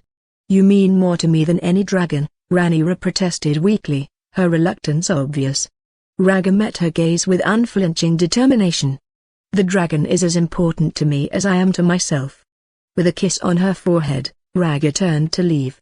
He was bound to Cannibal as her knight, and he could not ignore the danger. To retreat would betray their bond and abandon him. The noise of the dragon battle echoed throughout the castle, rousing everyone from their slumber. Viserys rose early as well, dressing hastily and retiring to his chambers under the watchful eye of his guards. The corridors were swarming with guards, their tense demeanor reflecting the gravity of the situation. The sight of 3 dragons engaged in battle on the outskirts of the castle would unsettle even the bravest of souls. Eager to aid Cannibal, Rhaegar evaded the guards and slipped out of the castle through a side staircase. In the distance, the aerial skirmish raged on as Cannibal battled the coordinated attack of Vermithor and Silverwing. Cannibal was at a disadvantage from the start, pinned down by the synchronized attacks of his opponents. The coordination between Vermithor and Silverwing, honed over years of partnership, left Cannibal with little room to react. Their combined assault, golden and orange flames intertwined in a deadly dance, left Cannibal no choice but to endure attack, his massive body unable to dodge each blast. Vermithor and Silverwing maintained their dominance of the skies, their coordinated attacks forcing Cannibal to retreat. Despite his size, Cannibal's retaliation with his green dragon flame had remarkable power and range, serving as his only means of counterattack. Chapter 67, 1 against 2 Roar. As Rhaegar burst from the castle, the thunderous roar of the 2 dragons reverberated through the air, signaling the commencement of a fierce battle against the cannibal. As a seasoned wild dragon, the cannibal wielded formidable combat prowess honed through countless battles. It deftly parried the onslaught of the 2 dragons, denying them any opportunity to exploit its vulnerabilities. With its colossal size, the cannibal exuded an aura of fearlessness, confronting its adversaries with confidence in its ability to emerge victorious. Yet, faced with the simultaneous assault of both dragons, the cannibal found itself overwhelmed, its disadvantage starkly apparent. It unleashed a barrage of dragon flames, retaliating against its foes with relentless fury. Meanwhile, one dragon soared aloft, raining down streams of flames, while the other descended upon the cannibal with ferocity, determined to kill it at any cost. Despite its efforts, the cannibal began to falter under the relentless assault, a grievous wound searing its wing as it plummeted uncontrollably towards the earth below. With a deafening crash, the cannibal's descent shattered the city wall, sending stones and debris hurtling into the sky amidst clouds of smoke. "Cannibal, hold fast." Amidst the choking dust, Rhaegar raced to the fallen dragon's side. Roar! The cannibal's massive body twisted as it strained to see Rhaegar standing before it. A flash of vigilance flickered in its green vertical pupil as it assessed the situation. In response, Rhaegar extended his palm, the familiar gesture comforting it, and spoke in High Valyrian, "Cannibal, I stand with you." The tension in the cannibal's eyes gradually softened as it locked gazes with its master, reassured by the confidence he exuded. With a heavy snort, it raised its neck, unfurling one wing protectively over Rhaegar. "Very well, let's fight together," Rhaegar declared with determination. Stepping onto the outstretched wing, he made his way down to the dragon's spine. With Rhaegar securely in place, the cannibal shook off the debris clinging to its body and braced its wings against the ground. At Rhaegar's command to fly, it unfurled its wings and ascended into the sky. Roar! As the black dragon rose to its feet, the two wild dragons circling above showed their fangs in the feral display of aggression, launching a fresh assault. Rhaegar, perched atop the cannibal's back, observed the dragons with a keen eye, issuing instructions to his companion, "Follow my lead, cannibal." Aware of their recent bond, Rhaegar sought to establish trust and coordination in the middle of the battle. Responding with a low roar, the cannibal unleashed a burst of green dragon flame, a sign of acknowledgement and readiness. Boom! As the cannibal soared into the air, a burst of orange dragon flame descended, aimed straight at its head. With remarkable agility, the cannibal twisted sideways, narrowly evading the flames. The sudden maneuver caused Rhaegar to sway, but he quickly regained his balance. "Cannibal, focus your attack on the dark green dragon, Silverwing. We must take one down quickly," Rhaegar commanded, pointing decisively at the target. He had noted the distinct tactics employed by Vermithor and Silverwing in their aerial assault. Vermithor, the Bronze Fury, relied on its sheer size and unleashed dragon fire from above, aiming to restrict the cannibal's movements. Meanwhile, Silverwing, despite its smaller stature, engaged in a frantic and relentless skirmish, displaying an uncharacteristic fervor in its attacks. This deviation from their usual behavior puzzled Rhaegar, but he pushed aside his thoughts, focusing instead on the immediate task at hand, neutralizing the threat posed by the two dragons. The prospect of allowing all three dragons to continue their battle was unthinkable, as it would undoubtedly result in catastrophic destruction for Dragonstone Island. Responding to Rhaegar's command, the cannibal surged upward, its massive wings propelling it towards Silverwing, while conjuring a blast of dragon fire. Silverwing, agile and nimble, deftly dodged the fiery assault, evading the cannibal's attack. Meanwhile, above them, Vermithor unleashed another torrent of golden dragon flame, targeting the cannibal once more. Rhaegar monitored Vermithor's movements, issuing commands to evade the attack. The cannibal, in the midst of attacking Silverwing, abruptly altered its flight path, narrowly evading the oncoming golden dragon flames. The heat scorched the air, burning Rhaegar's hair and sending a wave of panic through him. Swiftly, he extinguished the fire, sparing himself from a potentially embarrassing predicament. "Cannibal, trust me. I am your eyes in the sky," Rhaegar reassured, his tone firm despite the tension from their close call. Rhaegar's focus sharpened as he contemplated the crucial bond between dragon and rider. The cannibal's split-second decision to dodge the attack, the importance of their cooperation. Had the cannibal hesitated, Rhaegar would have borne the full brunt of Vermithor's dragon flame. Even with blood and fire he would probably die. As they resumed their pursuit of Silverwing, the cannibal acknowledged Rhaegar's guidance with a roar. Cannibal surged forward, its target clear, Silverwing, the green dragon who had dared to challenge it. Meanwhile, Silverwing, undeterred by the cannibal's advance, met its adversary head-on, wings outstretched in defiance. Its goal was to stall the black dragon long enough for its ally to join the fight. Fueled by a primal fury, the cannibal roared in response, its ferocity unleashed as it lunged at Silverwing with lethal intent. In a clash of titans, the two dragons collided, their immense forms entwined in a frenzied dance of claws, teeth, and wing beats. Rhaegar clung to the back of the cannibal, his grip tight as he crouched low to avoid any accidental injury. His gaze remained fixed on Vermithor, vigilant against the berserk dragon's unpredictable movements. At the slightest hint of danger, Rhaegar would swiftly issue commands, guiding the cannibal to evade the imminent pincer attack from the two dragons. As Vermithor unleashed a deafening roar and dove towards them, Rhaegar's heart raced. "Cannibal, track Ares," he commanded urgently, bracing for the impending clash. The cannibal, sensing the threat, obeyed without hesitation, spewing a torrent of dragon flame backwards, aimed directly at the descending Vermithor.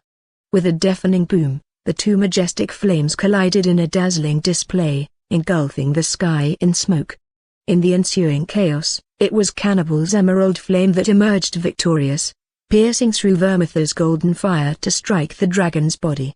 Stunned by the assault, Vermithor faltered mid-flight, his massive form momentarily frozen. Seizing the fleeting opportunity, Rhaegar's eyes gleamed with determination. "Now's our chance. Vermithor's vulnerably target Silverwing," he commanded. Without hesitation, he issued the order to strike. "Cannibal, track Ares." In the heat of battle, the cannibal and Silverwing clashed furiously, their instincts driving them to claw and tear at each other. Sensing an opening, the cannibal deftly evaded Silverwing's snapping jaws, then unleashed emerald dragon flames. The resounding boom echoed through the air as the dragon flame found its mark, striking Silverwing's head with force. The silver dragon let out a scream, wings flailing in panic. Cannibal pressed its advantage, lunging forward to sink its teeth into Silverwing's thrashing neck, its fangs gleaming with icy resolve. With a sickening sound, the cannibal's jaws closed around Silverwing's flesh, drawing forth a gush of crimson blood. Roar! The anguished cry of its mate spurred Vermithor back to action, snapping him out of his momentary stupor. With a roar of fury, the bronze dragon launched himself towards Cannibal once more, intent on avenging his companion. "Cannibal, fall back." Rhaegar's voice rang out, a command urgently. He knew that once Vermithor attacked, there would be no second chances, dragonfire could only work once. Yet, driven by the scent of blood and the heat of battle, the cannibal seemed deaf to his master's plea. Ignoring the retreat order, it continued its relentless assault, jaws snapping shut with lethal intent, determined to deliver the final blow to Silverwing. Chapter 68, Greatness or Madness? Roar. In the throes of battle, Silverwing drove its sharp claws into the cannibal's abdomen, unleashing a furious torrent of dragon flame. But with its neck clamped tightly in the cannibal's jaws, the aim of the flame was erratic, dispersing into the sky. Enraged by the blow, the cannibal let out a primal roar, its grip loosening instinctively. In that split second, Vermithor swooped in, his golden dragon flame blazing like a fiery lance, striking the cannibal's head with devastating force, tearing into its scales. The impact sent the cannibal reeling, dazed and disoriented. Its wings faltered, unable to maintain flight, and it was sent tumbling through the air by Silverwing's desperate counterattack. Forced apart, Silverwing, with blood streaming from its neck, staggered backward, struggling to maintain balance. Meanwhile, Vermithor, with a low, rumbling growl, turned his attention to the falling cannibal, his intent clear. Rhaegar felt a pang of pity for the cannibal. Despite his instructions to obey commands, its primal instincts had overridden reason, leading to this situation. As the cannibal plummeted, Rhaegar gripped its back scales tightly, fighting against the sensation of weightlessness. "Cannibal, snap out of it," he shouted, desperately trying to awake the dragon before impact. If the cannibal did not awaken in time, The crash to the ground would spell Rhaegar's demise. Roar. Finally, Cannibal shook off its dizziness and spread its wings wide, stopping its descent with a powerful stroke. As a wild dragon, its rugged constitution proved its greatest asset. A mere blow to the head couldn't defeat it. Regaining control just before crashing to the ground, Cannibal adjusted its trajectory, gliding upward against the steep cliffside. Observing the dragon's injuries, Rhaegar grimaced. The cannibal bore wounds on its neck, wings, and abdomen, each a testament to the ferocity of the battle. Blood seeped from gaping holes, revealing the pulsing internal organs beneath. Realization dawned on Rhaegar: the battle could not keep going. Silverwing and Cannibal were bloodied and battered, but Vermithor remained unscathed. If Cannibal continues fighting Vermithor, even if he wins, the consequences could be disastrous. Unable to bear the thought, Rhaegar issued a command. Cannibal, head for the sea. With a glance back at the approaching Vermithor, Rhaegar commanded Cannibal to retreat. As long as they withdrew, the battle would end. Roar. Vermithor pursued, his golden dragon flame slicing through the darkness. Sensing the threat, Cannibal's ferocity gave way to rationality. Obeying Rhaegar's command, it unfurled its wings and soared over the cliff, aiming for the beach below. Rhaegar maintained a vigilant gaze behind him. Silverwing, incapacitated by its injuries, lay sprawled on the ground, emitting feeble roars as it attempted to rise and fall. Silverwing is out of the fight, so there's a chance to escape, Rhaegar breathed a sigh of relief. As Vermithor closed in, Rhaegar steered Cannibal to evade, periodically turning to unleash emerald dragon flames in resistance. Cannibal's dragon flame proved formidable, overpowering Vermithor's attempts to close the distance. In the blink of an eye, Cannibal soared over the beach, the sea within reach. Suddenly, Rhaegar's eyes caught sight of the cliffs lining the shore. A wave of realization struck, and a sense of dread surged within him. Recollections of his nightmares flooded his mind of the dragon emerging from the cliffside. With a gut-wrenching feeling, Rhaegar instinctively cried out, "Dracarys!" Bonded through their recent fight, Cannibal responded to Rhaegar's call, swiftly turning and unleashing a torrent of dragon flame toward the cliff below. Boomer! Instantly, another scarlet fire erupted from beneath the cliff, colliding head-on with Cannibal's emerald flames. The scarlet dragon flame dissipated in the face of Cannibal's assault. The collision unleashed a shockwave, buffeting Cannibal's form. Swiftly adjusting its wings, Cannibal surged forward, fleeing Dragonstone Island without a backward glance. Rhaegar maintained his composure on Cannibal's back, though the gusts threatened to disorient him. Lying down, he squinted back at the cliffs, his gaze piercing. Who orchestrated this ambush? Rhaegar fixated on the crags, searching for any sign of the hiding dragon. He was certain that tonight's dragon encounter was no happenstance here. It was orchestrated. Unfortunately, the moss-covered cliffs revealed nothing. "I'll find you, whoever you are."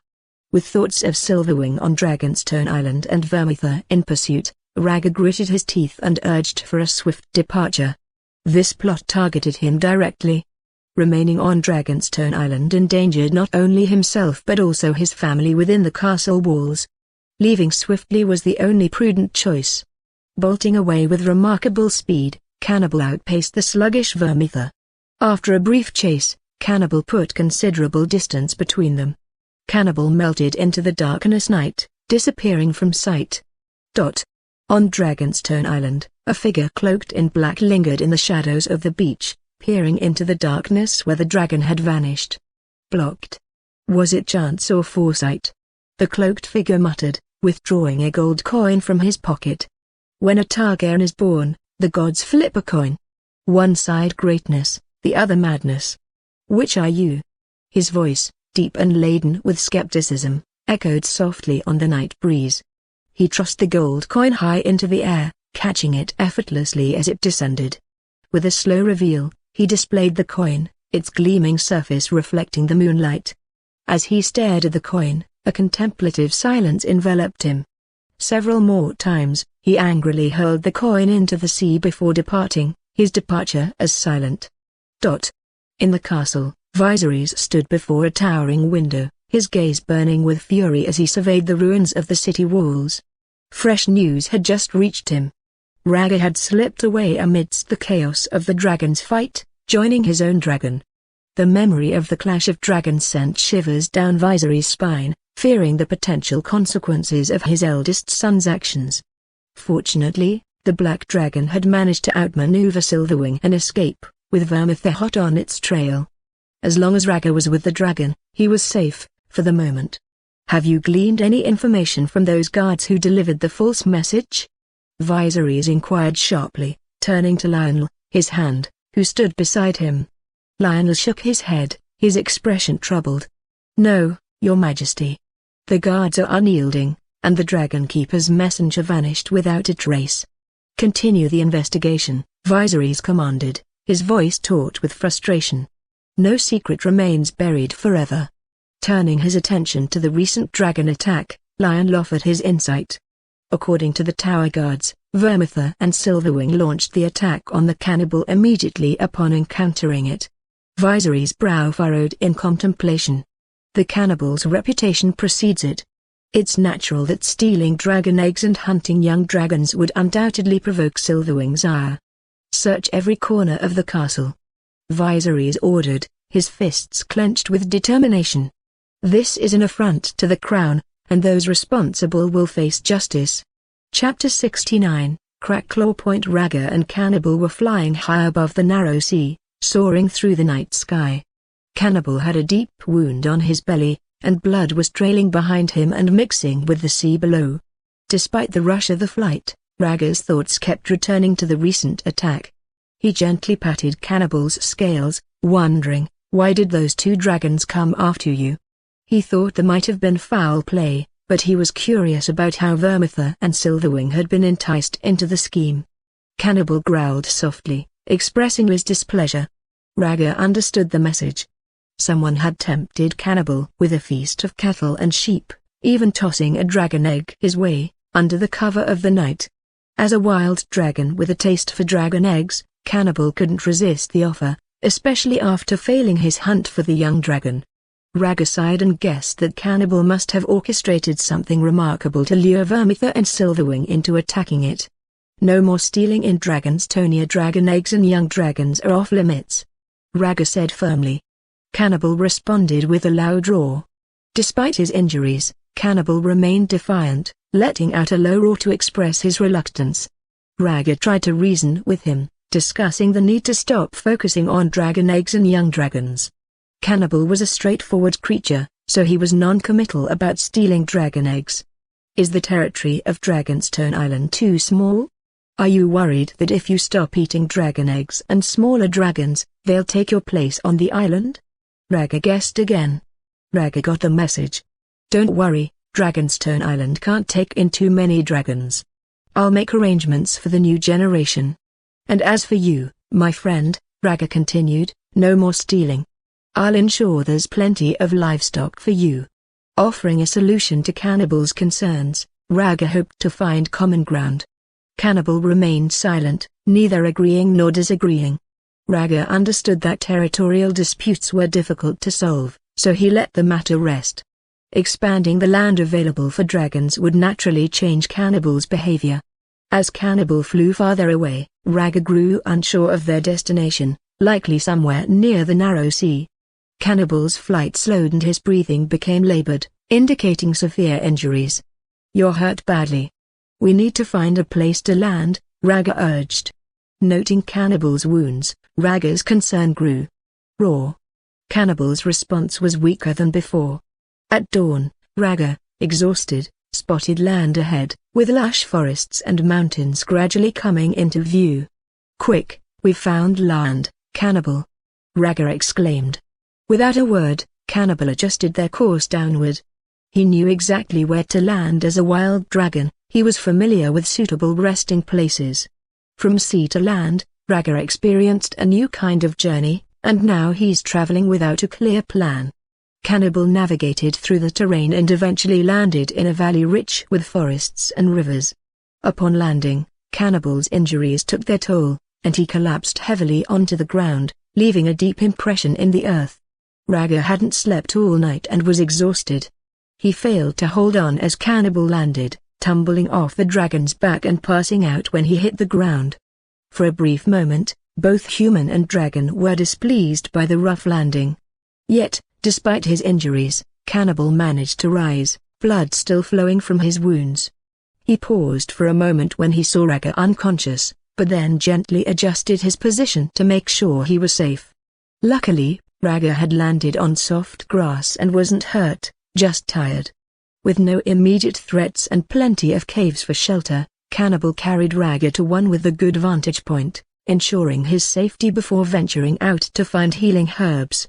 He knew his rider wouldn't withstand the harsh terrain, so he opted for hiding, confident in returning quickly.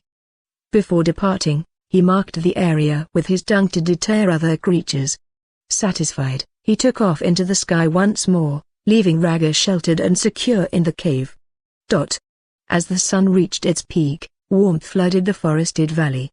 Inside the cave, Rhaegar stirred, eyelids flickering as if awakening.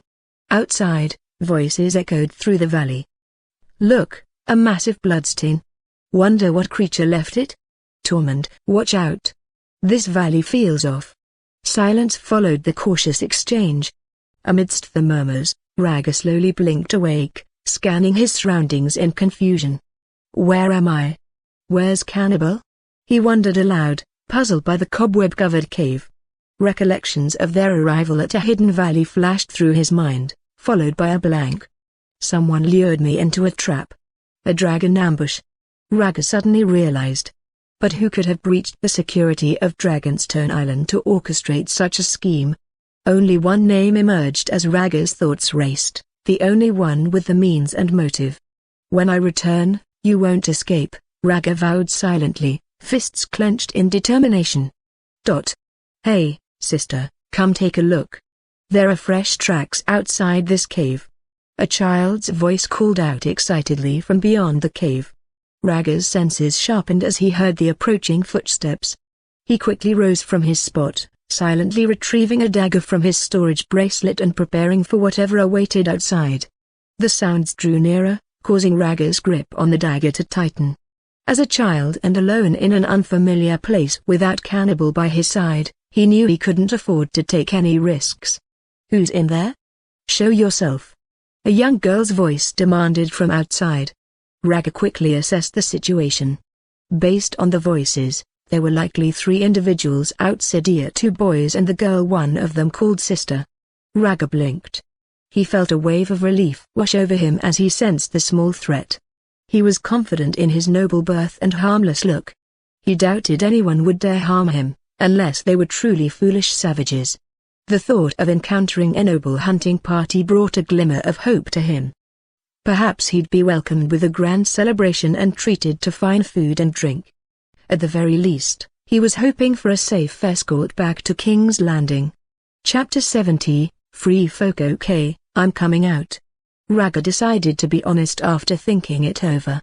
With a sigh of relief, he stowed the dagger back in his bracelet and emerged from the cave, hands raised in surrender. As soon as he stepped out into the open, Rhaegar saw a bow aimed at him. He instinctively took a half-step back. A child? The archer, a young girl in a leather skirt and cloak, looked at Rhaegar with a hint of suspicion. Rhaegar's heart sank when he saw her attire. It was clear that she came from a different world than he did. The girl kept her weapon ready but approached carefully, asking, "Is anyone else in there? Come out now." Rhaegar stood frozen in place as he said, "There's no need to shout. I'm alone." "Nonsense. How could a child like you navigate the swampy jungle?" The girl scoffed and looked him over closely. At that moment, Rhaegar realized she was judging him by his clothes, assuming he was the son of a noble. Rhaegar was quiet for a moment, then asked, "You from the Free Folk?" He chose his words carefully, trying to avoid using the term savage. The master called the Free Folk savages, which was a term for people who were seen as disobedient and uncouth. The girl in the leather skirt didn't look at him, her attention focused on the cave entrance. Behind her, 2 boys came out, dressed in animal skins and carrying bone axes and shovels. One of them grabbed Rhaegar pretty firmly, which made him uncomfortable. "Easy there, no need to be rough," he said, but they didn't listen. One of the boys, about 10 years old, seemed a bit on the frail side, while the other, taller and stronger, had a darker complexion. They didn't pay any attention to Rhaegar, completely focused on watching the girl in the leather skirt. As it turned out, Rhaegar was right. The girl walked to the front of the cave and shot an arrow that whizzed past her and embedded itself in the rocky wall. When she scanned the empty cave, there was no sign of anyone hiding, not even a mouse. The tension eased, and the girl in the leather skirt took a deep breath of relief as she got her bow and signaled her brother to bring Rhaegar inside. The skinny boy tied Rhaegar with twine and put him in a dusty corner, prompting Rhaegar to squirm away from the cobwebs in disgust. The girl approached him and grabbed his chin, her tone a bit intimidating. "Who are you? What house do you belong to? And where is your lord?" Rhaegar winced at the pinch, but met her gaze defiantly. The girl tightened her grip, her threats clear. But as they locked eyes, Rhaegar found himself feeling braver. He looked at the girl, her brown curls, high nose, and confident demeanor, but none of it mattered to him. What caught his attention were her wheat-colored skin and the blood blisters on her knuckles. Rhaegar's eyes lit up as he spoke. "You're not one of the free folk, are you?" The young girl's demeanor shifted slightly, her tone becoming somewhat colder. "I'm the one asking questions here. Get to the point. This is your brother. Neither of you are from the free folk." The change in the girl's attitude confirmed Rhaegar's suspicions. Rhaegar met her skeptical gaze and continued, "A child raised in the wild wouldn't have such smooth skin, let alone a frail one like your brother." Rhaegar looked the skinny child over carefully and noticed something was wrong. A skinny kid with poor health doesn't match the image of a child raised in the wild. The girl's expression turned sour as she let go of Rhaegar's chin and spoke in an indifferent tone. "So what? Clever words won't save you. Tell me where you're from, or I'll have to take further action." "No, please. I'm only 6 years old." "You can't hurt a child," Rhaegar said, suggesting, "Untie me, let's talk. Maybe I can help." Insisting, he added, "I know some skilled healers who can help your brother." "He's not sick." The girl shot back, prompting Rhaegar to doubt her.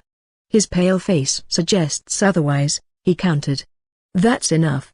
If you don't stop, I'll have to take action." The girl threatened, raising her fist. Rhaegar sighed and decided to be honest. He didn't want to go through any more pain. Given Rhaegar's frail appearance, the young girl hesitated before deciding to untie his grass rope. "He might be a noble child," the skinny boy murmured. "Nonsense. Look at his clothes. He's definitely from a noble family," the stout boy interjected. Silenced, the skinny boy retreated resentfully, crouching to the side. The young girl shot a stern look at the stout boy. "Taysen, go fetch Uncle Falcon and the others. Tormund and I will question him," Tormund said. "But..." Taysen hesitated, but met with the girl's determined gaze. He reluctantly scurried out of the cave. With one less person around, the young girl's demeanor softened, and she introduced herself. "I'm Skylar, and this is my brother Tormund. We're from the Hawk tribe." "What's your last name?" Rhaegar asked. "We don't have one. We're bastards, hated by men and dogs alike," Skylar replied, clearly upset about her origins. Rhaegar was taken aback by her frankness. He considered the possibility of such a child being accepted in her community. Skylar continued, "Who are you? Why are you the only one in the cave? And what's with all the blood and dung outside?" Rhaegar was reluctant to reveal his true identity. If he told a reasonable person who he was, they might try to hold him to ransom.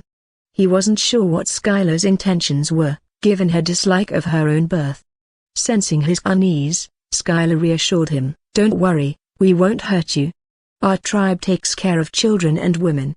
Relieved, Rhaegar introduced himself. "I'm Rhaegar, son of King Viserys Targaryen. I was traveling the continent riding my dragon." Although there was some truth to it, Rhaegar was trying to show his origins and give the siblings a heads up. "Targaryen. So, you're a prince?" Skylar was quick to respond, while Tormund was eager to know, "Where's your dragon?" Rhaegar remained calm and insisted, "Let's take it one step at a time. Yes, I am a prince. My silver hair and purple eyes are symbols of the Targaryen house." Rhaegar was hoping the siblings wouldn't act rashly, to make sure he was safe. Before him stood the siblings, their expressions a mix of anxiety and anticipation. They were still enjoying the consequences of their audacious feat. Capturing a Targaryen was definitely an unexpected turn of events for them. Chapter 71, Negotiation. As the sun started to set, Rhaegar had a long chat with the siblings, picking up some useful tips. He found out they were on Cracklaw Point, a sparsely populated area known for its swamps and forests, which borders Dragonstone and Driftmark Islands. Once they got to the cave, they gathered around a fire that was flickering. Tormund was really keen to know more about Rhaegar's dragon, asking lots of questions about its size and abilities. "The cannibal is enormous, I'm like a flea on its back," Rhaegar replied casually, nibbling on a wild fruit. He understood the power of perception. What he said shaped their beliefs. Even though he didn't know the cannibal's whereabouts, the mere mention of a dragon nearby ensured his safety.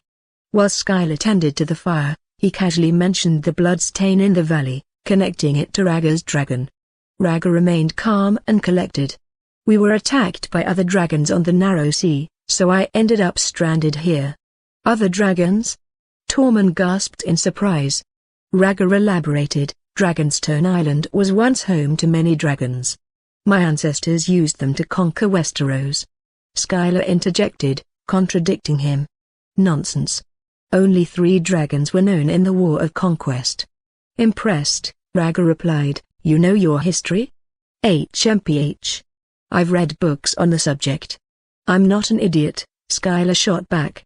Rhaegar chuckled and decided not to argue. It was good to know that she valued knowledge and understood the importance of a prince. A piercing eagle cry echoed from outside the valley. Skylar and Tormund quickly got up and went outside. "Is it your tribe?" Rhaegar asked, feeling a bit uneasy. He tried to get the cannibals' attention through their bond, but there was no response. Rhaegar figured the dragon was badly injured, so it had probably flown off to recover. Until the dragon's return, fate depended on his own efforts. Rhaegar exited the cave and followed the siblings. He saw a crowd of people streaming into the valley with loud shouts. They were tall and burly, clad in leather and armor, and they exuded a primal, savage aura. Their leader, a middle-aged man with a braided beard and sharp eyes, caught Rhaegar's gaze with a steely stare. Rhaegar felt this and tried to stay composed. These people were not to be trifled with. He had stumbled into a savage's den. Skylar reassured him, "Don't worry, Uncle Falcon is honorable and won't harm children." After finishing his task, Falcon turned to them. "Is he the noble child you mentioned?"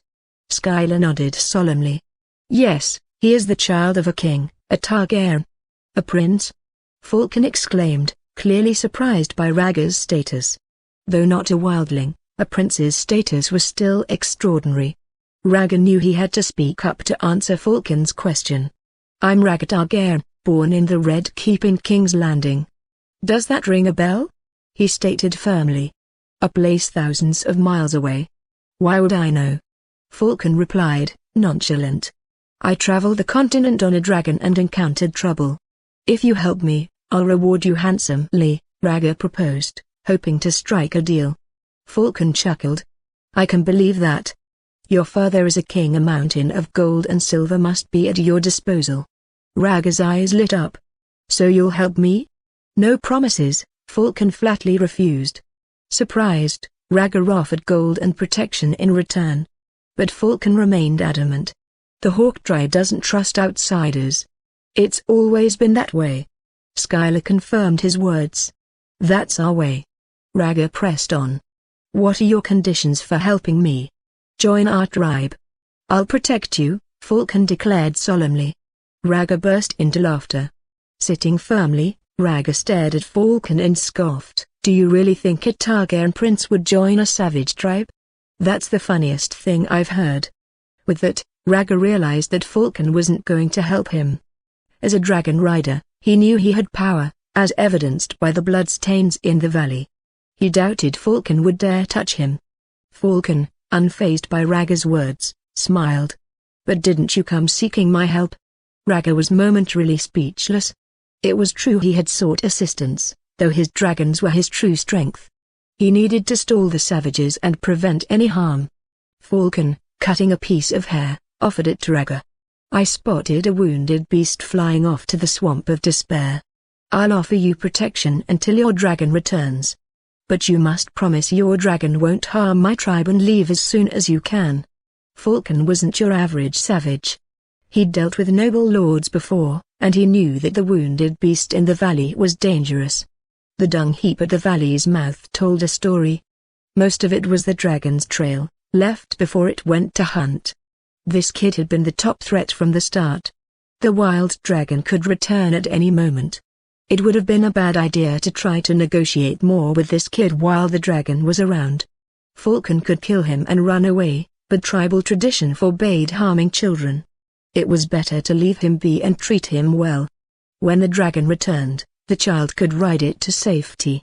If the child had a conscience, he might even repay the favor. Falcon's perspective changed Rhaegar's view of the wildlings. Maybe the masters were wrong about them being ruthless. You're indeed wise, and I promise to keep my dragons in check and leave peacefully, Rhaegar responded, accepting the roast. It's not easy being a leader. I've got to look out for everyone, Falcon said, sharing the meat with the siblings. R72, Shadow Creature negotiations brought relief, easing the wariness between the two sides. Rhaegar accepted food and water from the savages and watched them dance around the campfire. Falcon and Skylar's sibling joined him by the fire, telling stories. Falcon, picking at rabbit bones, remarked, "You don't seem old enough to be the king's youngest son." "I'm actually the oldest," Rhaegar joked. "Traditionally, the oldest inherits. You could be the next king?" Falcon was surprised. "No, it's my sister," Rhaegar replied plainly. "Why? Is she hiding a dick under her skirt?" A brown savage teased, igniting laughter. Rhaegar glanced at Falcon, who remained silent but visibly displeased. Falcon firmly told the teasing savage, "Xander, leave." Yeah, Xander, scram." Xander brushed off the warning. Only when a hawk landed nearby did Xander reluctantly leave, shivering and muttering about the tribe's unrest.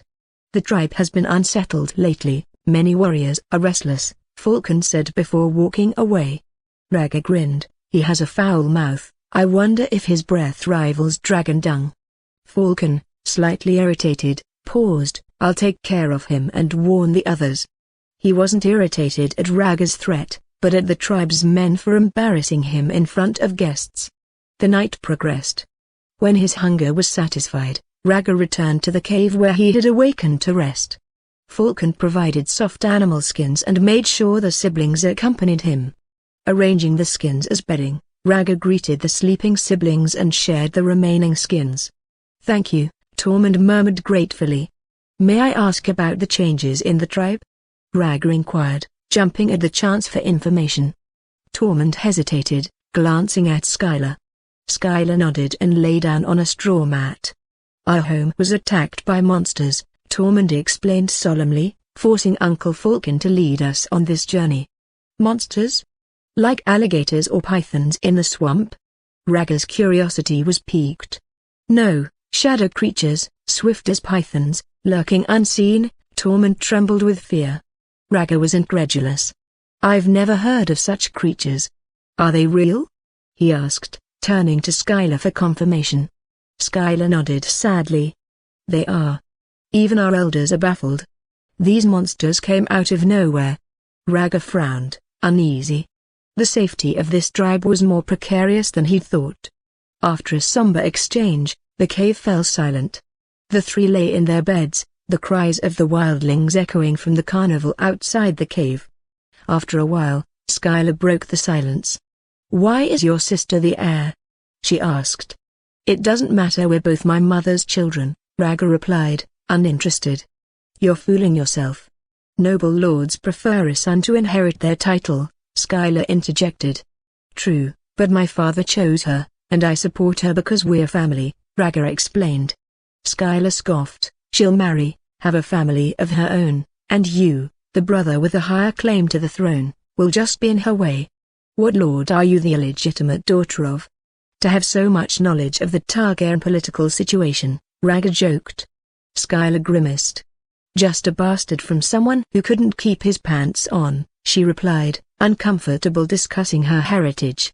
"I don't need you meddling in my family's affairs, young lady," Rhaegar shot back. Tormund chuckled, "He called you lady."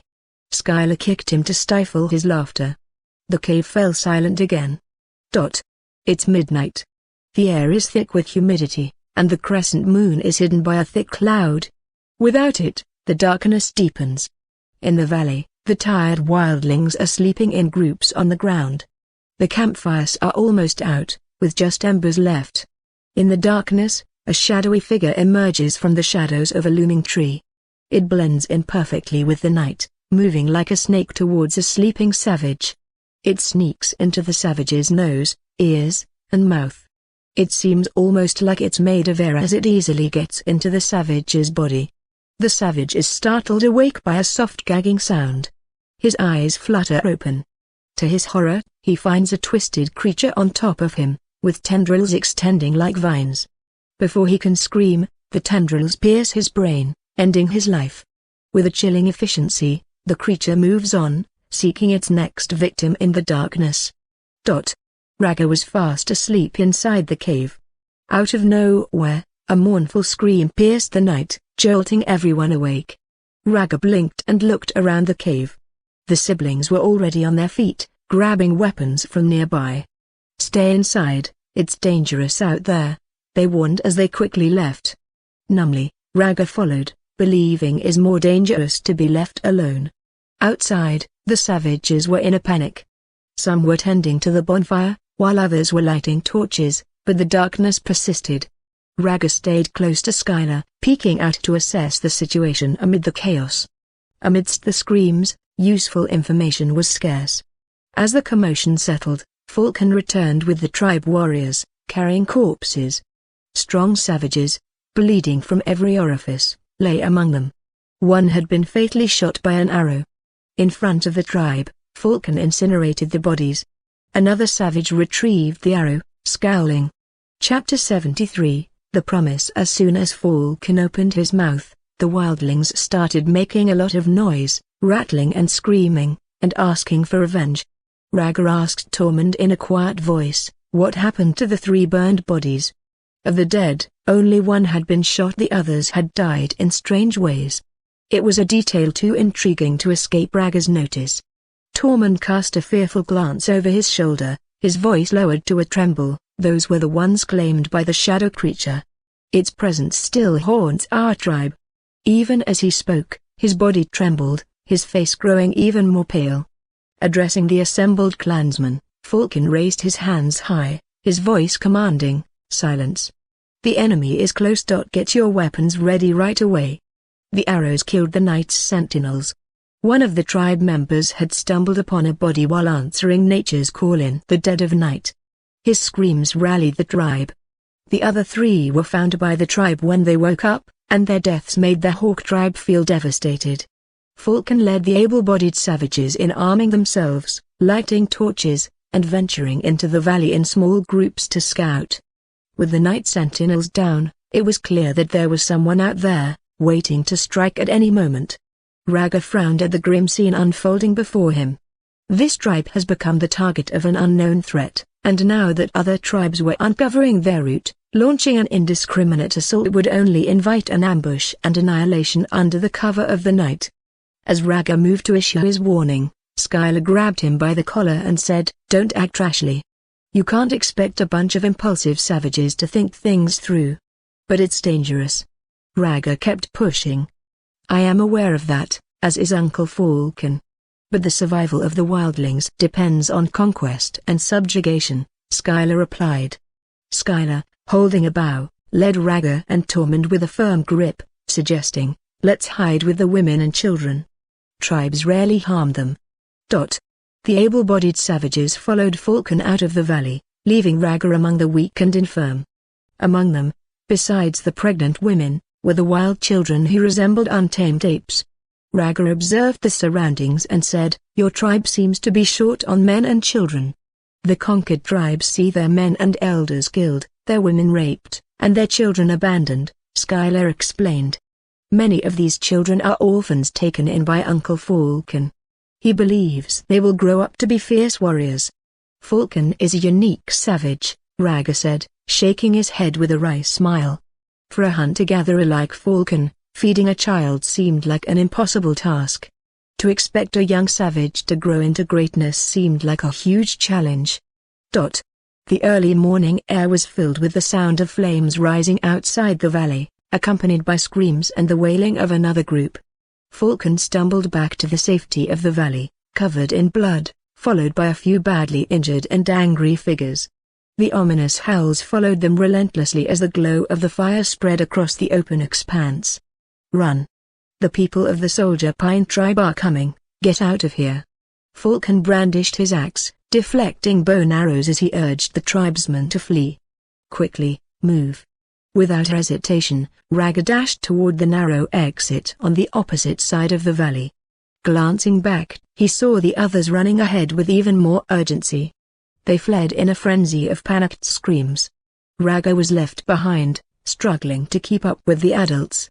He felt fear surge through him as he tried to reach out to Cannibal again, but received no response. Don't stand there, go. Falcon's voice cut through the chaos as he quickly grabbed Rhaegar's clothes off and slung him over his shoulder before sprinting away with all his might. Rhaegar took a moment to look back. He watched as the invading savages poured into the valley. Half of them scavenged what remained of the Hawk tribe's belongings. The others kept up their relentless pursuit. The small group Falcon had rallied proved no match for the invaders, some falling to their onslaught, some hacked to death, others pierced by bone arrows. Falcon's figure blazed a trail ahead, his stride leaving the pursuing savages far behind. The sight eased Rhaegar's fears. He had no desire to become entangled in the deadly conflict between the tribes and risk his own demise. At dawn, the Hawk tribe was still on the run. They were heading west through the pine forest. They were broken up and scared. In the chaos, men were killed by blades while women suffered unspeakable horrors on the forest floor. Children, desperate to survive, scattered in all directions, some meeting their pursuers, others seeking refuge in the dense foliage. Falcon, carrying Rhaegar on his shoulders, kept going, with a few loyal wildling guards following behind. When they finally reached a lonely hill, Falcon dropped Rhaegar to the ground. He was out of breath. The tribe is lost, Falcon said, his voice heavy with grief. Xander, a wildling, looked at him with sad eyes. We can rebuild it as long as we live. The day will come when we can return. Falcon tried to stay positive. The tribe may be fading, but what about this child? A fellow wildling looked at the pale Rhaegar with suspicion. What use is he to us? Rhaegar, battered and bruised, crouched behind Falcon, his gaze wary. He's got dragons and royal blood in his veins, Falcon said quietly, despite the noise around him. He's worth more than gold. He's a beacon of hope for our tribe. But some people were still not convinced. He's just making it up, said one. If he really had dragons, we would have already died in the fire. Another spat scornfully. Perhaps the Soldier Pine tribe was drawn to him. He is the harbinger of our downfall, a curse upon us all. But Falcon stood firm, a shield against the rising tide of hostility. Noble or not, he is one of us. We cannot abandon him. As the tension simmered, the savages cast cautious glances at Rhaegar, their weapons at the ready, uncertainty clouding their judgment. Rhaegar's words rang out, his heart pounding with urgency. My dragon is on its way back. I can use its power to avenge the Hawk tribe and bring you riches beyond your imagination. But even as he spoke, Rhaegar doubted the trustworthiness of this newfound company. They hadn't even lasted a single night before they broke apart. Falcon, who seemed to embody the steadfastness of a chieftain, took a deep breath and spoke with solemn authority. If he claims to possess a dragon, let's wait until dawn. The truth will be revealed in time. One wildling, Xander, dismissed the notion with a derisive snort and turned away, but the others, mindful of Falcon's stature, reluctantly acquiesced and sat on the ground. As dawn approached, Falcon climbed to a vantage point on the hill with Rhaegar in tow, his eyes scanning the pine forest they had fled. Rhaegar, still catching his breath, sought reassurance. I have a dragon. I know, came Falcon's short reply. What will you do now that your tribe is scattered? Rhaegar asked, his voice tinged with uncertainty. Falcon's answer was simple yet firm. Wait. Wait for what? Rhaegar pressed, confused. Falcon fixed him with a steady gaze. Wait for your dragon to find you and rain fire upon the tribe of Soldier Pine. The unexpected vote of confidence left Rhaegar momentarily stunned. Do you believe me? I don't, Falcon admitted, his tone cool and detached. But my tribe is in trouble, our people have been hurt, and we don't know what's going to happen next. I need your dragon to help us get back what has been taken from us. Rhaegar's resolve hardened. Don't worry. Once my dragon finds me, I'll make sure your tribe gets what it deserves. Then remember our agreement, Falcon reminded him sternly. Before their conversation could continue, a dark arrow pierced the air and found its mark in Falcon's eye socket, instantly silencing him. Shocked, Rhaegar watched as the bone arrow emerged from the back of Falcon's skull. Chapter 74, Hatred never lasts for one night. It's a pretty intense experience to see someone die, and Rhaegar would probably admit that he wasn't prepared for it. As blood spattered from Falcon's head, painting half of his once silver hair crimson, Rhaegar remained calm and collected, without the expected discomfort, fear, or trembling that often accompanies such gruesome scenes. He wiped the blood from his face with a steady hand, but his expression showed no emotion as he looked at Falcon's body. His lips were pressed firmly together. His gaze then shifted, following the trajectory of the bone arrow to its origin, a towering pine tree shrouded in thick needles, where Xander, the fleeing wildling, stood poised with his bow drawn. Is he dead? Rhaegar's voice was barely above a whisper as he nudged Falcon's body with a boot. There was a note of disbelief in his voice. Despite the circumstances, Rhaegar couldn't help but acknowledge Falcon's intelligence and pragmatism, even in death. He had shown a rare quality among the savage tribes, one that Rhaegar had hoped to rely on to escape. But now that Falcon was dead, Rhaegar realized that he needed to find another way. Get up, he told himself, addressing the fallen chieftain. Falcon is dead. I need to find another way to escape. Meanwhile, Xander, feeling pretty confident after killing Falcon, went up the hill and got the other wildlings to rally. They hadn't really grasped the situation yet. It was only after Xander asked them to look that they finally turned their gaze towards Falcon's lifeless form, sprawled in a pool of crimson. One particularly tall wildling was seething with rage, eager to avenge Falcon's death by exacting justice upon Xander. The others, however, didn't say anything. They just looked at Xander with a mixture of scrutiny and apprehension. Xander silenced the dissenting wildling with the bone arrow, ending his life in an instant. He then addressed the remaining survivors. The Hawk tribe is no more. Do you want to wander aimlessly in these pine woods? He gave them a choice. Follow me, he commanded. We're going to find refuge with the Soldier Pine tribe, a stronger, untainted tribe. With a little persuasion, Xander got the others to switch sides, and their survival instincts won out over any lingering doubts. Xander pointed to the frozen figure of Rhaegar and said, his family is royalty, and he has lots of money. If we give him to the Soldier Pine tribe, they'll accept us. Some people agreed with him, and he got more supporters. Finally, Xander tied Rhaegar up and put him on his shoulders, showing that he was in charge of the wildlings. Rhaegar, resigned to his fate, didn't resist as he was restrained. He kept his gaze fixed upon Xander with a penetrating intensity. Little brat, behave yourself if you want to live, Xander warned, a grin playing upon his lips as he caught Rhaegar's stare. Rhaegar acknowledged his worth and said, indeed, I am valuable. Then be honest, Xander warned, his tone hinting at a hint of menace. Or face the consequences. I assure you, honesty will be my virtue, Rhaegar replied. As the sun started to set, a few savages were out scouring the area, gathering up their scattered friends and family, regardless of age or gender. They were all brought together in a reluctant alliance. Together, they walked carefully towards the temporary encampment of the Soldier Pine tribe, with a feeling of unease hanging over them. The familiar valley greeted them with an ominous air, tainted by the stench of blood and littered with the fallen from the Hawk tribe. Rhaegar was led before the leader of the Soldier Pine tribe, and his gaze swept the scene. He felt his heart sink as he realized they were not the only enemies besieging the Hawk tribe. Surrounding the soldier pine leader were 4 imposing wildling chieftains, hailing from different tribes.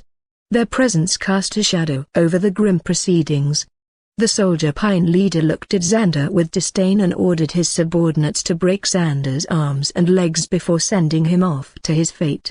The white pine leader pointed an accusatory finger at Rhaegar, who was roughly thrust forward.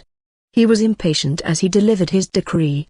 This little brat will be confined with the women and children, while the others are reserved for the sacrificial rites. Yes, came the confirmation, cutting off any chance for Xander's group to offer an explanation before they were forcibly dragged away, their limbs shattered in agony. Despite their cries of pain, they clung to a sliver of hope, willing to barter Rhaegar's safety for their own lives. But their pleas fell on deaf ears. The leaders didn't see them as anything but savages in a remote ravine. But amidst the callous indifference, one chieftain's greedy gaze fixed on Rhaegar's bracelet. His lust for wealth overpowered any semblance of compassion as he snatched it away wordlessly. Before Rhaegar could say anything, a quick punch sent him sprawling to the ground, his voice silenced. "Take him away," the chieftain commanded dismissively, deeming Rhaegar a useless nuisance to be dealt with later. Struggling to rise, Rhaegar remained silent, resigned to his fate as he was unceremoniously thrown into a fenced enclosure alongside the other prisoners, a motley assortment of women and children. Among them, Rhaegar's gaze locked onto the siblings, their once vibrant spirits now dimmed by the harsh realities of captivity. Skylar was covered in mud and dirt, and she shielded Tormund in a corner. Rhaegar spotted this acquaintance among the prisoners. "It's you. Weren't you with Uncle Falcon? Why are you here?" Skylar inquired, with concerned face as she met Rhaegar's gaze. Rhaegar's words hit her hard as she processed the news. "Falcon was a good person, but life can be cruel," he murmured as her eyes tinged with sorrow. "Falcon uncle died." Rhaegar's admission hung heavily in the air, disbelief clouding Skylar's features. "He was murdered by a traitor on our escape," Rhaegar added, resentment evident in his tone. Skylar acknowledged the grim reality. "If even Uncle Falcon couldn't survive, what hope do we have?" "Maybe there's still a chance," Rhaegar said, sounding a bit more optimistic. After hearing Tormund talk something about sacrifices, Rhaegar thought about the situation. "So, sacrificing traitors to appease the spirits of the dead. Is that something your people do often?" he asked, his tone a mix of curiosity and concern. Tormund, hunched over on the ground, nodded solemnly. "Yes. I heard from my captors earlier that the surrounding tribes believe the recent attacks by monsters are the work of vengeful spirits. They've resorted to capturing other tribesmen for sacrifice in hopes of appeasing them," he explained, his voice trembling with fear. Acknowledging Tormund's words with a silent nod, Rhaegar refrained from pressing further. He quietly retreated to another corner of their makeshift prison, his mind racing as he searched for a solution. As he sat alone, Rhaegar couldn't shake the feeling of despair that hung heavy in the air. The Hawk tribe had never been known for their strength or cunning, and the other tribes gathered in the valley seemed equally ill-equipped.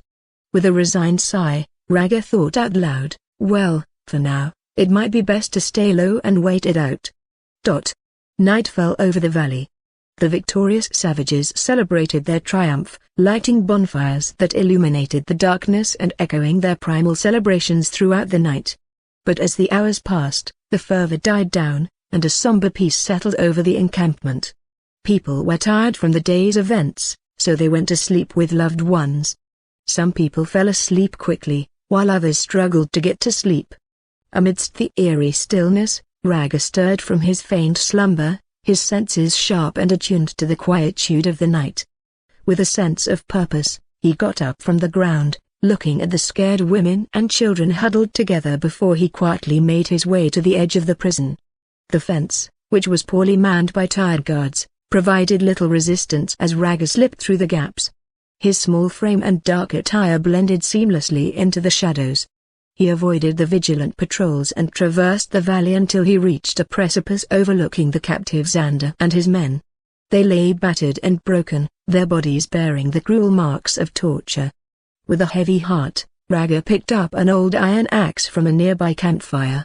He felt his resolve strengthen as he approached Xander, who was unconscious and bleeding.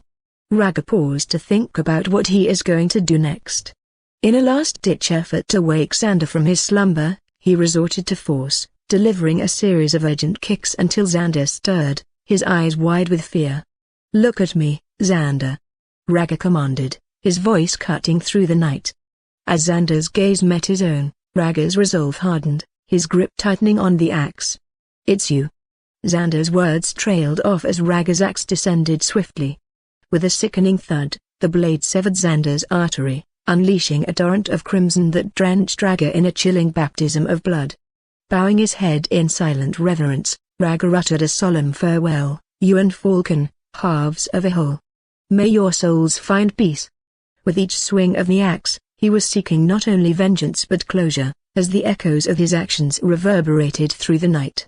Chapter 75, Return of the Dragon. With each swing of the axe, Rhaegar felt the weight of his actions, his hands stained with blood.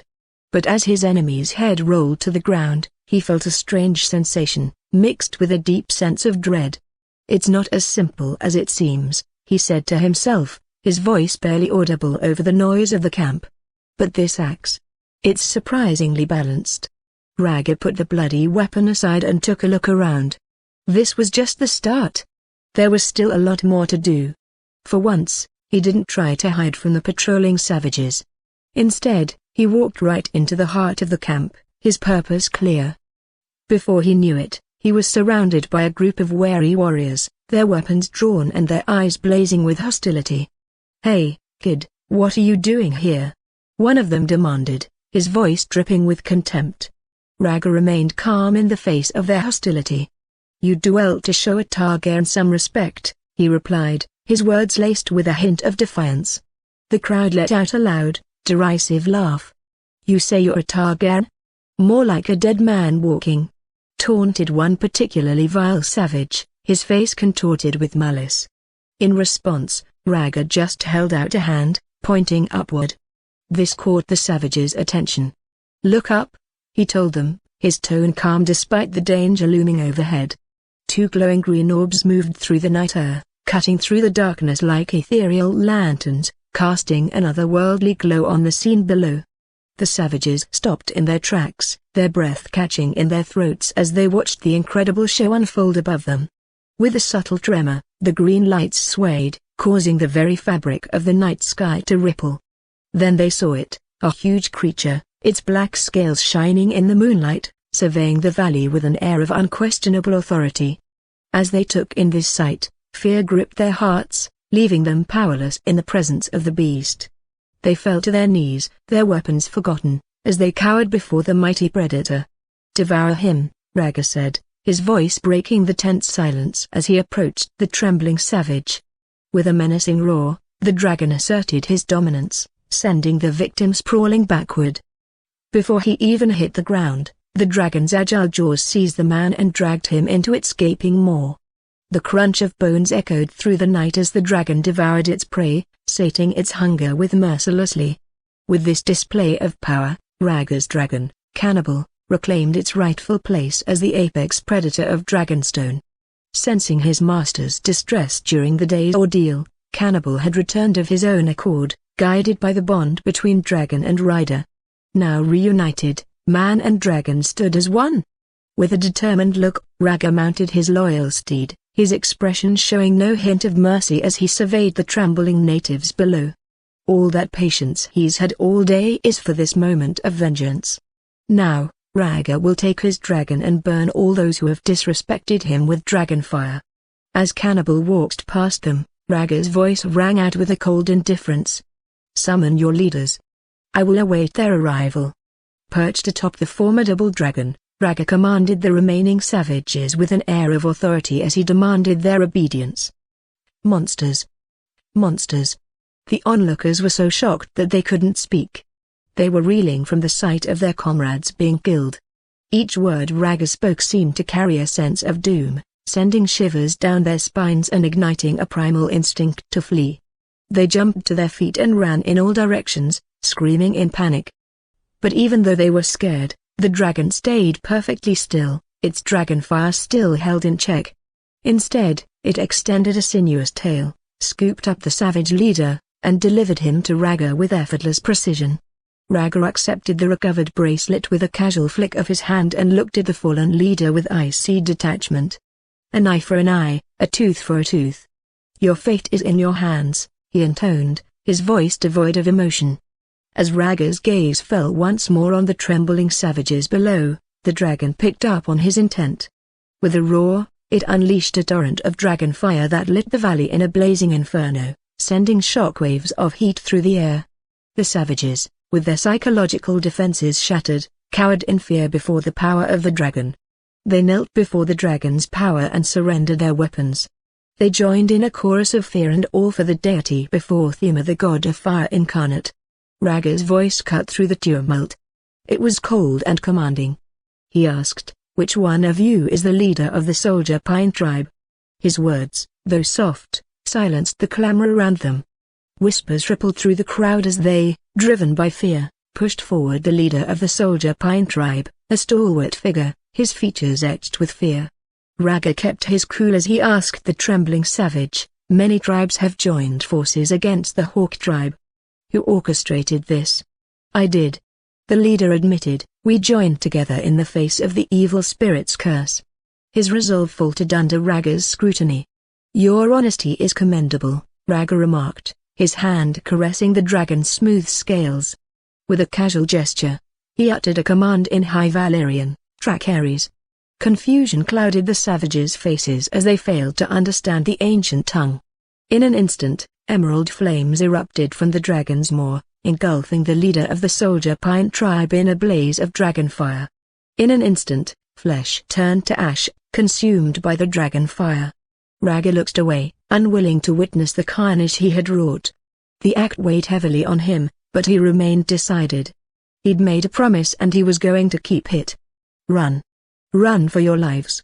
This demon child rides a beast to bring destruction upon us all." The dragon fire stirred the courage in some of the onlookers. They didn't dare face Rhaegar and his fearsome mount directly, but they grabbed their weapons and fled in terror. Despite the panic, Rhaegar watched the chaos with a calm face.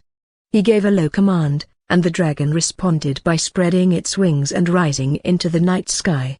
Flames rained down upon the fleeing savages from the dragon's gaping maw, engulfing them in destruction. Bored with the spectacle, the dragon circled above the valley, showing its contempt for the scattered savages. As the survivors knelt in abject submission, begging for mercy, Rhaegar rode atop his dragon, watching the scene below with detached interest. He couldn't understand the words of the wildlings because their various dialects blended into an incomprehensible language. But amidst the chaos, he found comfort in the quiet of his own heart, secure in his position of power. The dragon circled the valley, unleashing dragon fire. Several times, Rhaegar broke from his reverie to issue commands to the kneeling wildlings below. "Rescue the Hawk tribe members and keep an eye on the Soldier Pine tribe." "Yes, Lord, we will obey," they replied, their voices trembling with reverence. At that moment, whether you are a savage leader or a savage warrior who only knows how to fight, all you can do is kneel and beg for mercy. Under the dragon's outstretched wings, all beings were equal, united in awe and fear. Pointing to the charred remains that littered the ground, Rhaegar spoke with a hint of regret, "Gather the bodies and give them a proper cremation." Thanks for listening.